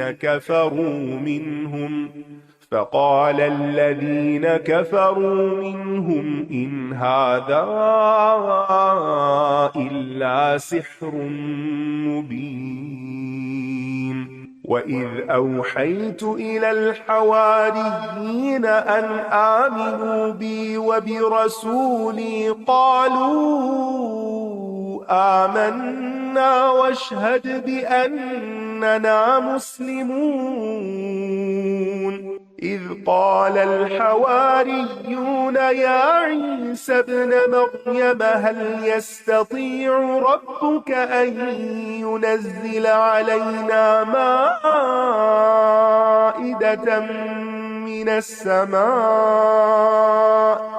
قال اتقوا الله إن كنتم مؤمنين قالوا نريد أن نأكل منها وتطمئن قلوبنا ونعلم أن قد صدقتنا ونكون عليها من الشاهدين قال عيسى ابن مريم اللهم ربنا أنزل علينا مائدة من السماء تكون لنا عيدا لأولنا وآخرنا وآية منك وارزقنا وأنت خير الرازقين قال الله إني منزلها عليكم فمن يكفر بعد منكم فإني أعذبه عذابا لا أعذبه أحدا من العالمين जिस दिन अल्लाह रसूलों को जमा करेगा फिर पूछेगा कि तुम्हें क्या जवाब दिया गया था। वो कहेंगे हमें कुछ इल्म नहीं, बेशक तू ही गैब की बातों का खूब इल्म रखने वाला है। यहाँ क़यामत के दिन के बाज़ अहवाल का जिक्र है कि किस तरह पैगम्बरों से भी सवाल किया जाएगा और फिर उन पर कैसे हौलनाकी तारी होगी। अगर सवाल करने पर पैगम्बरों का ये हाल होगा तो आम इंसानों का हाल क्या होगा। हम सबको उस दिन की फिक्र करनी चाहिए कि हम कहाँ खड़े होंगे और हमारे साथ क्या सलूक होगा। जब अल्लाह फरमाएगा ऐ ईसा इब्न मरियम मेरी उस नेमत को याद करो जो तुम पर और तुम्हारी वालिदा पर हुई, जब मैंने रूहुल कुद्दुस के साथ तुम्हारी तायीद की। तुम गहवारे और उधेड़ उम्र में लोगों से कलाम करते थे और जब मैंने तुम्हें किताब व हिकमत और तौरात और इंजील की तालीम दी और जब तुम मेरे इज़्न से मट्टी से परिंदे की मानिंद बनाते फिर उसमें फूंक मारते तो वो मेरे इज़्न से परिंदा बन जाता था और तुम पैदाइशी अंधे और बर्स वाले को मेरे इज़्न से अच्छा कर देते थे और जब तुम मेरे इज़्न से मुर्दों को निकाल खड़ा करते थे और जब मैंने बनी इसराइल को तुमसे रोका था जब तुम उनके पास वाज़े दलाइल लेकर आए तो उनमें से जिन्होंने कुफ्र किया कहने लगे कि ये तो खुला जादू है। यहाँ पर अल्लाह सुब्हानहू तआला ईसा अलैहिस्सलाम को बराह रास्त मुखातिब करके उनसे बात करेंगे, उनसे सवाल करेंगे, उनको नेमत याद करवाएं। हमारे पास भी बेशुमार नेमत, अगर अल्लाह सुब्हानहू तआला ने किसी एक नेमत के बारे में हमसे सवाल कर लिया, सोचिए पैगम्बरों से सवाल हो रहा है वहाँ, तो क्या हमसे नहीं हो। और अगर किसी एक नेमत के बारे में पूछ लिया कि इसको पाकर तुमने किया क्या, तो हमारे पास क्या कोई जवाब होगा। और यहाँ अल्लाह सुब्हानहू तआला उनकी तमाम नेमतों का, जो उन पर खास नेमतें, उनका जिक्र कर रहे हैं कि किस किस तरह तुम्हें मैंने ये सारी चीज़ें अता की थी, ये सारे मुजज़ात अता किए थे। लिहाजा इससे सबक ये मिलता है कि नेमतों पर दिल से शुक्र करते रहना, ज़बान से उनका जिक्र करना चाहिए। اور ان کا حق ادا کرنے کی کوشش. لہٰذا آپ ضرور اپنے بارے میں سوچا کریں کہ آپ کو اللہ تعالیٰ نے دوسروں کے مقابلے میں کیا کچھ بہتر عطا کیا. اگر کسی کے پاس والدین کی کوئی خاص نعمت ہے، یعنی اچھے والدین اللہ نے اس کو دیے، تو اس نے اس کا کیا شکر ادا کیا؟ کیا وہ نعمتیں جو والدین کی طرف سے ان کو صحیح رستے میں استعمال کیا؟ پھر یہاں دیکھیے کہ اس آیت میں 4 دفعہ بِإِذْنِی کا لفظ آیا ہے کہ عیسیٰ علیہ السلام اللہ کے بندے تھے، خدا نہیں تھے. انہوں نے جو کچھ کیا اللہ کی دی ہوئی توفیق سے کیا. اس سے یہ پتہ چلتا ہے کہ کسی بھی نبی کے پاس کوئی اختیار جو ہوتا ہے وہ اس کا ذاتی نہیں ہوتا، وہ اللہ کا دیا ہوا ہوتا ہے. لہذا ان خاص معجزات کی وجہ سے اس کو اللہ سبحانہ وتعالیٰ کے برابر لا کے نہیں کھڑا کرنا چاہیے. انبیاء وہی جانتے ہیں جو اللہ نے ان کو سکھایا ہوتا ہے، وہی بتاتے ہیں جو اللہ نے ان کو بتایا ہوتا ہے، وہی کرتے ہیں جو اللہ نے ان کو حکم دیا ہوتا ہے. اور جب میں نے حواریوں کی طرف الہام کیا کہ مجھ پر اور میرے رسول پر ایمان لے آؤ، انہوں نے کہا ہم ایمان لے آئے اور آپ گواہ رہیے کہ بے شک ہم مسلمان ہیں. یہاں پر حواریوں کی تعریف کی گئی. کیا؟ کس بنا پر؟ کہ جب ان سے کہا گیا ایمان لاؤ تو وہ ایمان لے آئے. یہاں پر لفظ وحی کا استعمال ہوا، اوحیتو، لیکن یعنی یہاں پر وہ والی وحی نہیں جو انبیاء کو کی جاتی ہے، مراد اس سے الہام ہے جو غیر انبیاء کو بھی ہوتا ہے، جیسے موسیٰ کو ہوا یا شہد کی مکھی کو. جب حواریوں نے کہا اے عیسیٰ ابن مریم، کیا تمہارا رب یہ کر سکتا ہے کہ ہم پر آسمان سے کھانے کا ایک دسترخوان اتارے؟ اس نے کہا اللہ سے ڈرو اگر تم مومن ہو. انہوں نے کہا ہم چاہتے ہیں کہ ہم اس میں سے کھائیں اور ہمارے دل مطمئن ہو جائیں اور ہم جان لیں کہ تم نے ہم سے سچ کہا تھا اور ہم اس پر گواہی دینے والوں میں سے ہو جائیں. عیسیٰ ابن مریم نے دعا کی اے اللہ، اے ہمارے رب، تو ہم پر آسمان سے ایک دسترخوان اتار کہ جو ہمارے پہلوں اور ہمارے پچھلوں کے لیے عید ہو جائے اور تیری طرف سے ایک نشانی ہو اور ہمیں رزق عطا فرما اور تو سب سے بہترین رازق ہے. سبحان اللہ. جب دعا کی جاتی ہے تو یا اللہم کہا جاتا ہے یا ربنا کہا جاتا ہے. یہاں عیسیٰ علیہ السلام کی حد درجہ عاجزی نظر آتی ہے کہ دونوں لفظ اور دل سے دعا کریں اللہم ربنا. تو اس سے ہی پتہ چلتا ہے کہ عیسیٰ علیہ السلام نہ اللہ تھے، نہ اللہ کے بیٹے تھے اور نہ ہی اللہ کی کسی اختیار کے مالک تھے. اور اس سے بھی پتہ چلتا ہے کہ ان کے حواری بھی ان میں سے کسی چیز کے قائل نہیں تھے، ورنہ وہ عیسیٰ علیہ السلام سے یہ دعا کیوں کرواتے؟ وہ کہتے کہ آپ یہ سب کچھ کر دیں. اور یہاں یہ بات بھی واضح ہو رہی ہے کہ اللہ ہی بہترین رزق دینے والا ہے. اور اس اعتبار سے بھی بہترین کیوں؟ کیونکہ وہ ان کو بھی دیتا ہے جو اس کی اطاعت نہیں کرتے. آپ دیکھیے کہ انسانوں میں سے جب کوئی کسی کو کچھ دیتا ہے اور اگر وہ اس کی بات نہ مانے، ماں باپ بھی روک لیتے ہیں بچوں سے کہ تم نے اگر یہ کام نہ کیا تو تمہارا وظیفہ بند. لیکن اللہ سبحانہ وتعالیٰ ہماری روزی بند نہیں کرتا، چاہے ہم اطاعت گزار ہوں یا نہ کریں. اور یہ بڑی خوبصورت دعا ہے، جس کو بھی رزق کی کمی ہو وہ یہ مانگ سکتا ہے. وَارْزُقْنَا وَأَنْتَ خَيْرُ الرَّازِقِ. اللہ نے فرمایا کہ بے شک میں اسے تم پر نازل کرنے والا ہوں، پھر تم میں سے جو کوئی اس کے بعد ناشکری کرے گا تو میں ضرور اسے ایسا عذاب دوں گا کہ اس جیسا عذاب میں نے جہان والوں میں سے کسی ایک کو بھی نہ دیا ہوگا.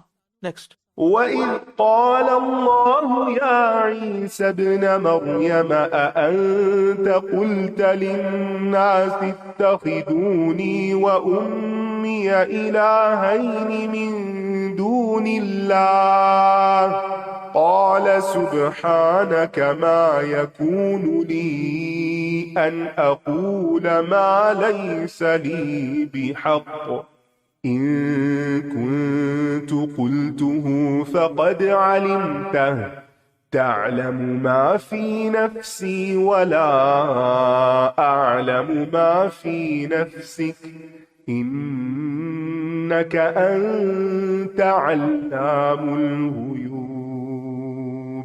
ما قلت لهم إلا ما أمرتني به أن اعبدوا الله ربي وربكم وكنت عليهم شهيدا ما دمت فيهم فلما توفيتني كنت أنت الرقيب عليهم وأنت على كل شيء شهيد.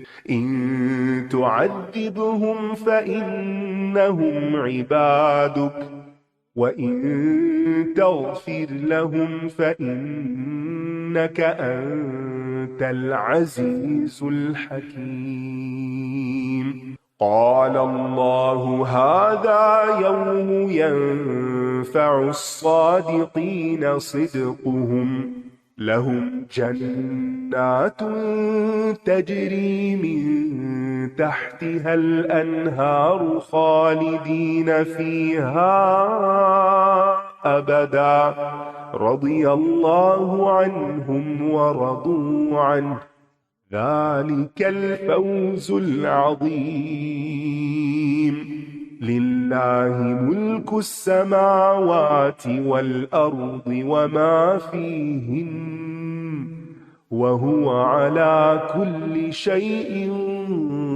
قدير۔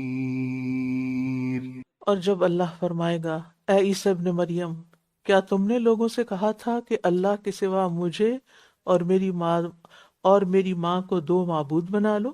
وہ کہے گا پاک ہے تو، میرے لیے مناسب نہیں کہ میں وہ بات کہوں جس کا مجھے کوئی حق نہیں۔ اگر میں نے یہ کہا ہوتا تو یقیناً تو اسے جان لیتا۔ تو جانتا ہے جو میرے نفس میں ہے اور میں نہیں جانتا جو تیرے نفس میں ہے، بے شک تو ہی غیب کی باتوں کا خوب علم رکھنے والا ہے۔ یہاں آپ دیکھیں کہ عیسیٰ ابن مریم کتنے ادب کے ساتھ اللہ تعالیٰ سے بات کر، اور ہم میں سے ہر ایک کو اللہ سے دعا مانگتے ہوئے، عبادت کرتے ہوئے، بات کرتے ہوئے، اپنے دل کا حال بیان کرتے ہوئے ادب سے کام لینا چاہیے، اور یہ ایمان کی علامت ہوتی ہے۔ میں نے انہیں بس وہی کہا تھا جس کا تو نے مجھے حکم دیا کہ اللہ کی عبادت کرو جو میرا رب ہے۔ عیسیٰ علیہ السلام نے کیا کہا؟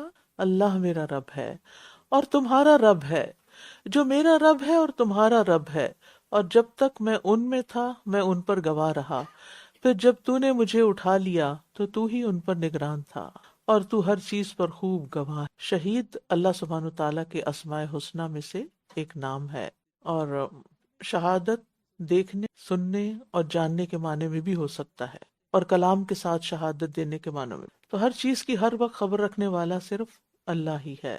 انسان تو دنیا میں آتے جاتے رہتے، اگر تو انہیں عذاب دے تو بے شک وہ تیرے بندے ہیں، اور اگر تو انہیں بخش دے تو بے شک تو بہت زبردست، بہت حکمت والا ہے۔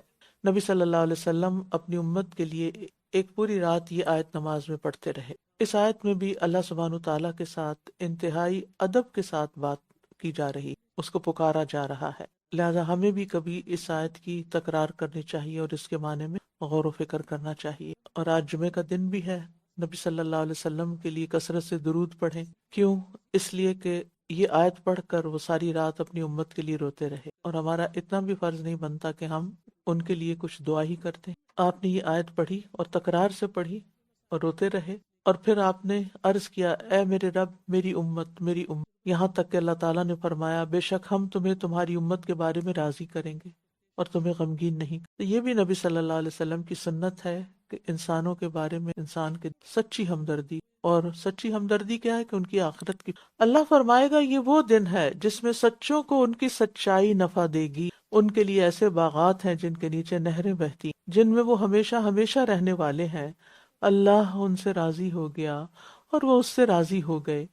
یہی بہت بڑی کامیابی ہے۔ سب سے بڑا ظلم اور جھوٹ اللہ کے ساتھ شریک ٹھہرانا ہے، اور سب سے بڑا سچ توحید اور ایمان ہے۔ تو یہاں اسی سچائی کی طرف اشارہ ہے، یعنی قیامت کے دن توحید والوں کو ان کی توحید ضرور فائدہ پہنچائے گی۔ سچائی دنیا میں بھی فائدہ دیتی ہے اور آخرت میں بھی۔ سچائی نیکی کی طرف رہنمائی کرتی ہے، اور نیکی جنت کی طرف اور جو انسان سچ بولتا رہتا ہے وہ سچا لکھ دیا جاتا ہے، اور جھوٹ برائی کی طرف رہنمائی کرتا ہے، اور برائی دوزخ کی طرف، اور انسان جھوٹ بولتا رہتا ہے یہاں تک کہ اللہ کے جھوٹا لکھ دیا جاتا ہے۔ یہ صحیح بخاری کی روایت ہے۔ اور آخری آیت ہے اللہ ہی کے لیے ہے بادشاہت آسمانوں اور زمین کی، اور جو کچھ ان میں ہے، سب کا مالک وہی ہے، اسی کا اختیار ہے ان سب پر، اور وہ ہر چیز پر خوب قدرت رکھنے والا ہے، یعنی آسمان و زمین پوری طرح اس کے کنٹرول میں ہے، سمیت ان تمام چیزوں کے جو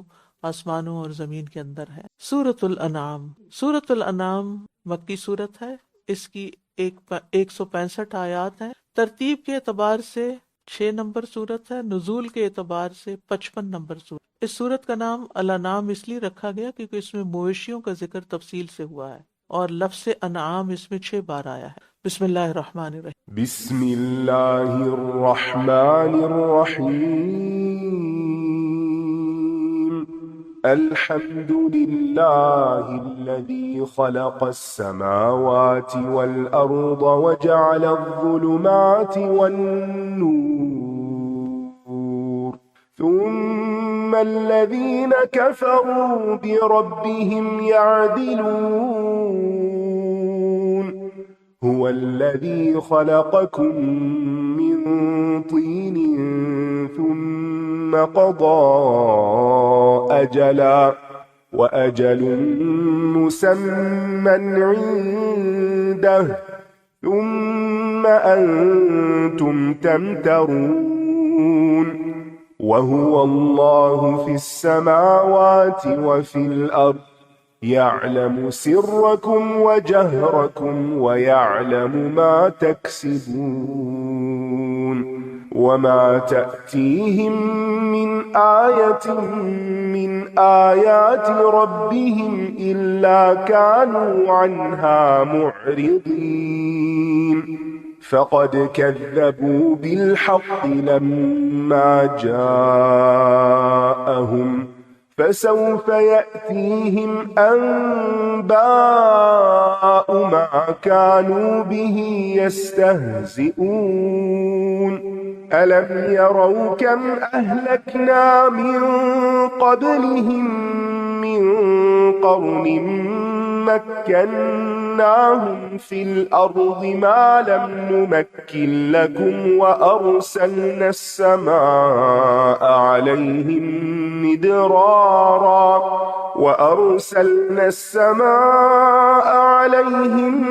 مدرارا وجعلنا الأنهار تجري من تحتهم فأهلكناهم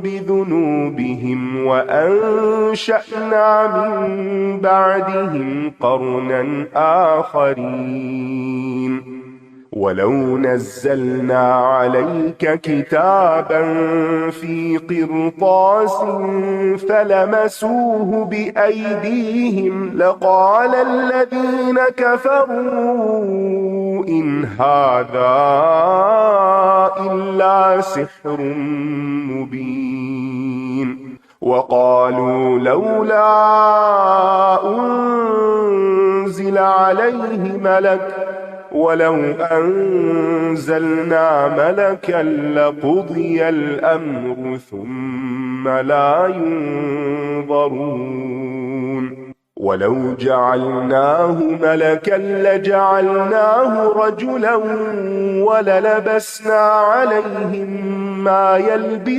يلبسون ولقد استهزئ برسل من قبلك فحاق بالذين سخروا منهم ما كانوا به يستهزئون। सब तारीफें अल्लाह के लिए हैं जिसने आसमानों और जमीन को पैदा किया और उसी ने अंधेरों और रोशनी को बनाया। फिर वो लोग जिन्होंने कुफ्र किया अपने रब के साथ दूसरों को बराबर करार देते हैं। हर चीज का खालिक व मालिक सिर्फ अल्लाह है।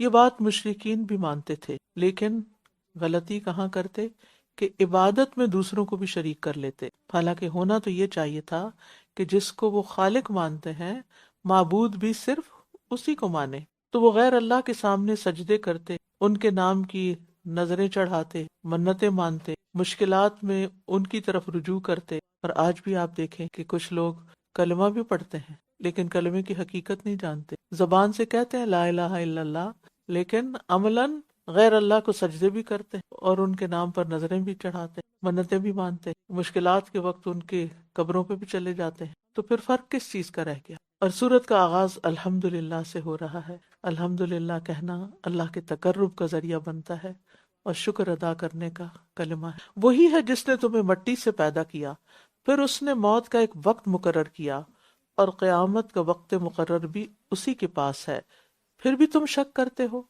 और वो अल्लाह ही माबूद बरहक है आसमानों में और जमीन में, وہ تمہارے پوشیدہ اور ظاہر کو جانتا ہے، اور وہ جانتا ہے جو کچھ تم کماتے ہو۔ اللہ کی کمال قدرت کے ثبوت کے بعد علم میں کمال کا ذکر آیا کہ وہ جانتا ہے جو بھی تم جانتے، یعنی جو کام بھی تم جس مقصد کے لیے کرتے، تمہارے اعمال جس کام میں مشغول ہو، سب اس کے علم میں۔ تمہاری نیت اور ارادے جو تمہارے دل میں چلتے رہتے ہیں وہ بھی اس کو پتا ہے، ہر چیز اللہ کے علم میں۔ اور ان کے پاس ان کے رب کی نشانیوں میں سے جو بھی نشانی آتی ہے وہ اس سے منہ پھیر لیتے ہیں، پس بے شک انہوں نے حق کو جھٹلا دیا جب وہ ان کے پاس آ چکا تھا، تو جلد ہی ان کے پاس اس چیز کی خبریں آ جائیں گی جس کا وہ مذاق اڑاتے رہے۔ کیا انہوں نے دیکھا نہیں کہ ہم نے ان سے پہلے کتنی قوموں کو ہلاک کر دیا جنہیں ہم نے زمین میں ایسا اقتدار دے رکھا تھا جو ہم نے تمہیں نہیں دیا، اور ہم نے ان پر آسمان سے بہت برسنے والا می بھیجا، اور ہم نے نہریں بنائی جو ان کے نیچے بہتی، پھر ان کے گناہوں کی وجہ سے ہم نے انہیں ہلاک کر دیا، اور ان کے بعد ہم نے دوسری قومیں اٹھائیں۔ یہ اللہ کی سنت جاریہ رہی ہے کہ اللہ تعالیٰ ایک قوم کو اٹھاتا ہے، اسے خوب مال و دولت عطا کرتا ہے، خوب نعمتیں دیتا ہے، ان نعمتوں کو پا کر وہ غرور اور تکبر میں مبتلا ہو جاتے ہیں، اور اس تکبر میں اللہ کے احکامات کو پیچھے پھینک دیتے ہیں، تو اللہ تعالیٰ پھر اس کو تباہ کر کے کسی دوسری قوم کو آگے لے آتا ہے، پھر ان کے اعمال دیکھتا ہے، اور قیامت تک یہی سلسلہ چلتا رہے گا۔ تو پچھلی قوموں کی ہلاکت کے 3 بڑے اسباب تھے۔ نمبر 1، زمین میں طاقت اور اختیار ملنے کے باوجود نافرمانی کی۔ نمبر 2، نعمتوں کی ناشکری کی اور تکبر کیا۔ اور نمبر 3، رسولوں کو اور ان کی حق بات کو جھٹلا دیا۔ یہ ان کی یادیں ہیں جو آج باقی ہیں، وہ خود ختم ہو، ان کی کوئی لیگیسی باقی نہیں۔ ہم سب کو اپنے طور پر سوچنا چاہیے کہ ہمارے بعد ہماری کیا چیز باقی رہے گی۔ کیا ہمارا جسم باقی رہے گا موت کے بعد؟ نہیں۔ ہمارا انٹلیکٹ، ذہانت، قابلیت، ہوشیاری، چالاکی، جو کچھ ہم کرتے رہتے ہیں یہ باقی۔ ہمارے ایموشنز، ہمارا غصہ، ہماری خوشی، ہماری محبتیں، ہمارا یہ سب، یہ باقی رہے گا؟ نہیں۔ کیا باقی رہے گا؟ جو ہم نے کام کیے، جو ہم نے جیسے معاملات لوگوں کے ساتھ کی، وہ لوگ جب تک باقی رہیں گے اس طرح کی یادیں ان کے دل میں۔ جب کوئی فوت ہوتا ہے تو کبھی آپ نے دیکھا کہ کوئی جنازے کے وقت یہ نکاریں تھی اور اس کے پاس فلاں جگہ گھر اور اس کے پاس اتنا مال تھا، اتنا، کوئی نہیں ذکر کر کیا باتیں کیسا تھا، کتنا اچھا تھا یا برا تھا، یا یہ کہ وہ فوت کیسے ہوا، اور وہ بھی بس وقت گزارنے کی باتیں ہیں۔ تو ہم سب کو فکر کرنی چاہیے ہماری کون سی دنیا میں باقی رہنے والی ہے بعد، اور کون سی چیز آگے جا کے ملنے والی ہے مرنے۔ یہ ہے اصل کنسرن کی آثار۔ اور اگر ہم آپ پر کاغذ پر لکھی ہوئی ایک کتاب نازل کرتے، پھر وہ اسے اپنے ہاتھوں سے چھو بھی لیتے، تب بھی جن لوگوں نے کفر کیا وہ ضرور کہتے یہ تو کھلا جادو ہے، یعنی مان کے نہ دیتے۔ یعنی جس کی قسمت میں ہدایت نہیں نا، اس کے شکوک و شبہات کبھی ختم نہیں ہوتے، کوئی دلیل اس پہ کام نہیں کرتی۔ اور انہوں نے کہا کہ اس پر کوئی فرشتہ کیوں نہیں اتارا گیا، اور اگر ہم کوئی فرشتہ اتار دیتے تو معاملے کا فیصلہ ہی کر دیا جاتا، پھر یہ مہلت نہ دیے جاتے، اور اگر ہم اس رسول کو ایک فرشتہ بناتے تو ہم اسے لازمی ایک آدمی ہی بناتے، اور ہم ان کو اسی شبہ میں ڈال دیتے جس میں یہ اب پڑے ہوئے ہیں۔ یعنی فرشتے کی شکل میں آتا تو ان کو کہاں پتہ چلتا کہ وہ فرشتہ کہاں بیٹھا ہوا ہے اور وہ کیا کرتا اور کیا نہیں کرتا، نہ اس کی آواز سن سکتے، نہ اس کی شکل دیکھ سکتے۔ تو وہ فرشتہ انسان کی شکل میں ہی آتا نا، تو پھر کہتے نہیں اس کو ہم فرشتہ نہیں مانتے تو انسان ہے۔ تو نہ ماننے والے کسی بات کو نہیں مانتے۔ مشرکین مکہ نے نبی صلی اللہ علیہ وسلم کا انکار کیا کہ یہ ایک بشر ہے، اور آج کے لوگ آپ کو بشر ماننے سے انکار کر رہے ہیں۔ عجب نفسیات ہیں انسانوں کی۔ اور پھر آپ دیکھیے کہ اللہ کا بہت بڑا احسان ہے کہ اللہ نے ایک نبی بھیجا اور اس کے ذریعے ہمیں یہ ساری ہدایت کی تعلیم ملی، اور یقیناً آپ سے پہلے کئی رسولوں کا مذاق اڑایا گیا، تو ان میں سے جن لوگوں نے مذاق اڑایا انہیں اسی چیز نے گھیر لیا جس کا یہ مذاق اڑایا کرتے تھے۔ ہدایت کی باتوں کا مذاق اڑانا انتہائی خطرناک، کیونکہ وہی چیزیں انسان کے سامنے آ جاتی ہیں جن کو وہ چھوٹا سمجھ رہا ہوتا ہے، جس کا مذاق اڑا رہا ہوتا ہے۔ نیکسٹ۔ قل سيروا في الأرض ثم انظروا كيف كان عاقبة المكذبين قل لمن ما في السماوات والأرض قل لله كتب على نفسه الرحمة لَيَجْمَعَنَّكُمْ إِلَى يَوْمِ الْقِيَامَةِ لَا رَيْبَ فِيهِ الذين خسروا أنفسهم فهم لا يؤمنون وله ما سكن في الليل والنهار وهو السميع العليم قل أغير الله أتخذ وليا فاطر السماوات والأرض وهو يطعم ولا يطعم قل إني أمرت أن أكون أول من أسلم ولا تكونن من المشركين قل إني أخاف إن عصيت ربي عذاب يوم عظيم من يصرف عنه يومئذ فقد رحمه وذلك الفوز المبين وإن يمسسك الله بضر فلا كاشف له إلا هو وإن يمسسك بخير فهو على كل شيء قدير وهو القاهر فوق عباده وهو الحكيم الخبير قل أي شيء أكبر شهادة قل الله شهيد بيني وبينكم وأوحي إلي هذا القرآن لأنذركم به ومن بلغ أئنكم لتشهدون أن مع الله آلهة أخرى قل لا أشهد قل إنما هو إله واحد وإنني بريء مما تشركون الذين آتيناهم الكتاب يعرفونه كما يعرفون أبناءهم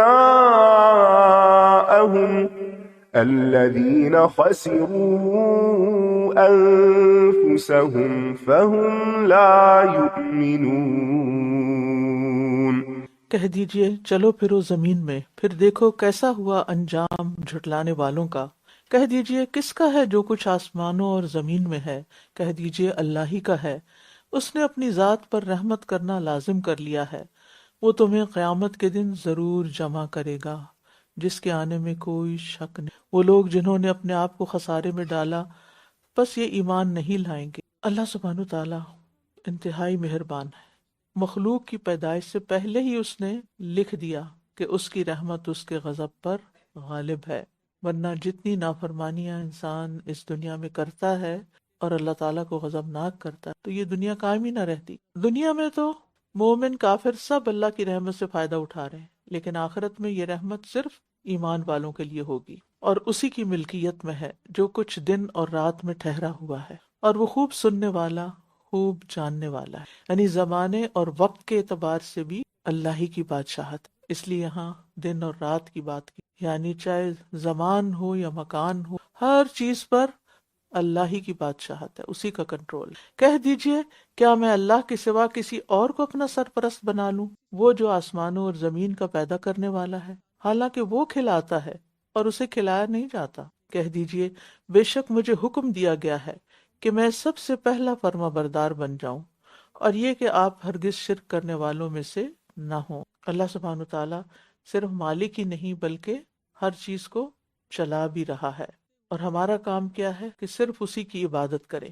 کہہ دیجئے اگر میں نے اپنے رب کی نافرمانی کی تو بے شک میں ایک بڑے دن کے عذاب سے ڈرتا ہوں۔ یہ اعلان نبی صلی اللہ علیہ وسلم کی زبان سے کروایا جا رہا ہے، کیا کہ جو جھٹلا رہے بات نہیں مان رہے ان کی قیامت کے دن پکڑ ہو جائے گی۔ جس کسی سے اس دن وہ عذاب پھیر دیا گیا تو یقیناً اس نے اس پر تو یقیناً اس نے اس پر رحم کیا، اور یہی واضح کامیابی ہے۔ اور اگر اللہ تمہیں کوئی نقصان پہنچائے تو اس کے سوا اسے کوئی دور کرنے والا نہیں، اور اگر وہ تمہیں کوئی خیر پہنچائے تو وہ ہر چیز پر خوب قدرت رکھنے والا ہے۔ یہ آیت شرک کی جڑ کاٹنے والی ہے۔ اللہ تمہیں کوئی نقصان دے تو کوئی دور نہیں کر سکتا، اور اگر وہ کوئی خیر لانا چاہے تمہاری طرف کوئی روک نہیں سکتا۔ لہٰذا انسان کا یہ پختہ عقیدہ ہونا چاہیے کہ دکھ اور تکلیف کو دور کرنے والا صرف اللہ ہے، اور صرف اسی سے مجھے مانگنا ہے، اسی کی طرف رجوع کرنا ہے۔ اور ہر طرح کی تکلیف، چھوٹی ہو بڑی ہو، ہمارے جسم میں ہو، دل میں ہو، حتیٰ کہ کانٹے کی چبھن، کچھ بھی، کسی بھی طرح کا نقصان، مال میں ہو، اولاد میں، صرف وہی دور کر سکتا ہے۔ اور جتنا ہمارے اس بات پر یقین ہوگا اتنی ہماری دعاؤں میں اخلاص زیادہ ہوگا، شدت زیادہ ہوگی، اور ہم اٹھتے بیٹھتے چلتے پھرتے اسی کو پکارتے رہیں گے۔ اور وہ اپنے بندوں پر پوری طرح غلبہ رکھنے والا ہے، اور وہ بہت حکمت والا، خوب باخبر ہے۔ کہہ دیجئے کون سی چیز گواہی کے اعتبار سے سب سے بڑی ہے؟ کہہ دیجئے اللہ، جو میرے اور تمہارے درمیان گواہ ہے، اور میری طرف یہ قرآن وحی کیا گیا ہے تاکہ میں اس کے ذریعے تمہیں اور ان سب کو خبردار کروں جس کو یہ پہنچے۔ یعنی یہ قرآن اس لیے آیا ہے کہ اس کے ذریعے لوگوں کو خبردار کر دیا جائے۔ کیا واقعی تم گواہی دیتے ہو کہ بے شک اللہ کے ساتھ کچھ اور معبود بھی ہیں؟ کہہ دیجئے میں گواہی نہیں دیتا، کہہ دیجئے بے شک وہ ایک ہی معبود ہے، اور میں بری الذمہ ہوں ان سے جنہیں تم شریک ٹھہراتے ہو۔ نبی صلی اللہ علیہ وسلم رسالت قیامت تک کے، لہٰذا آپ نے اپنے وقت میں حتی الوسع کوشش کی کہ لوگوں کو پیغام پہنچے۔ اس کے بعد صحابہ کرام نے کیا کیا؟ وہ مدینہ میں بیٹھ نہیں رہے، بلکہ کچھ بیٹھ رہے جو تعلیم دیتے تھے، اور کچھ نکل گئے کہ جو اسلام کی دعوت دینے والے، اور مشرق و مغرب میں پھیل گئے، اور دنیا کے ایک بڑے حصے پر مسلمانوں کی اکثریت جو تھی وہ مسلمان ہو گئی، اور اللہ کی طرف بلانے کے لیے اسی کتاب ہی کو ذریعہ بنایا۔ تو آپ دیکھیں کہ یہ پیغام سب انسانوں صرف مسلمانوں کے، لیکن افسوس یہ کہ ابھی تک تو مسلمانوں تک بھی نہیں پہنچا۔ صحابہ کے بعد تابعین اور ہر دور میں ایسے لوگ رہے۔ آج ہمیں اپنی سعادت سمجھنی چاہیے اس بات میں کہ اللہ نے ہمیں اس کام کے لیے کہ ہم اس پیغام کو دوسروں تک پہنچائیں۔ ہم میں سے ہر ایک شخص سوچے وہ اس میں کیا حصہ ڈال رہا ہے اور کس طریقے سے اپنا یہ فرض پورا کر رہا ہے۔ ہر امتی پر لازم ہے کہ وہ تبلیغ کرے، خواہ ایک ہی آیت کی کیوں نہ کرے۔ نبی صلی اللہ علیہ وسلم نے حکم دیا تھا سب کو، بلغوا انی ولو آیا، میری طرف سے پہنچا دو خواہ ایک آیت ہی۔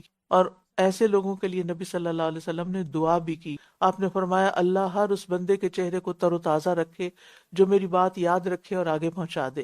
پھر فرمایا وہ لوگ جنہیں ہم نے کتاب دی وہ اسے اس طرح پہچانتے ہیں جیسے وہ اپنے بیٹوں کو پہچانتے ہیں۔ وہ لوگ جنہوں نے اپنے آپ کو خسارے میں ڈالا پس وہ ایمان نہیں لائیں گے۔ وآخر دعوانا ان الحمد للہ رب العالمین۔ سبحانک اللہم وبحمدک اشہد ان لا الہ الا انت استغفرک واتوب۔ السلام علیکم ورحمۃ اللہ وبرکاتہ۔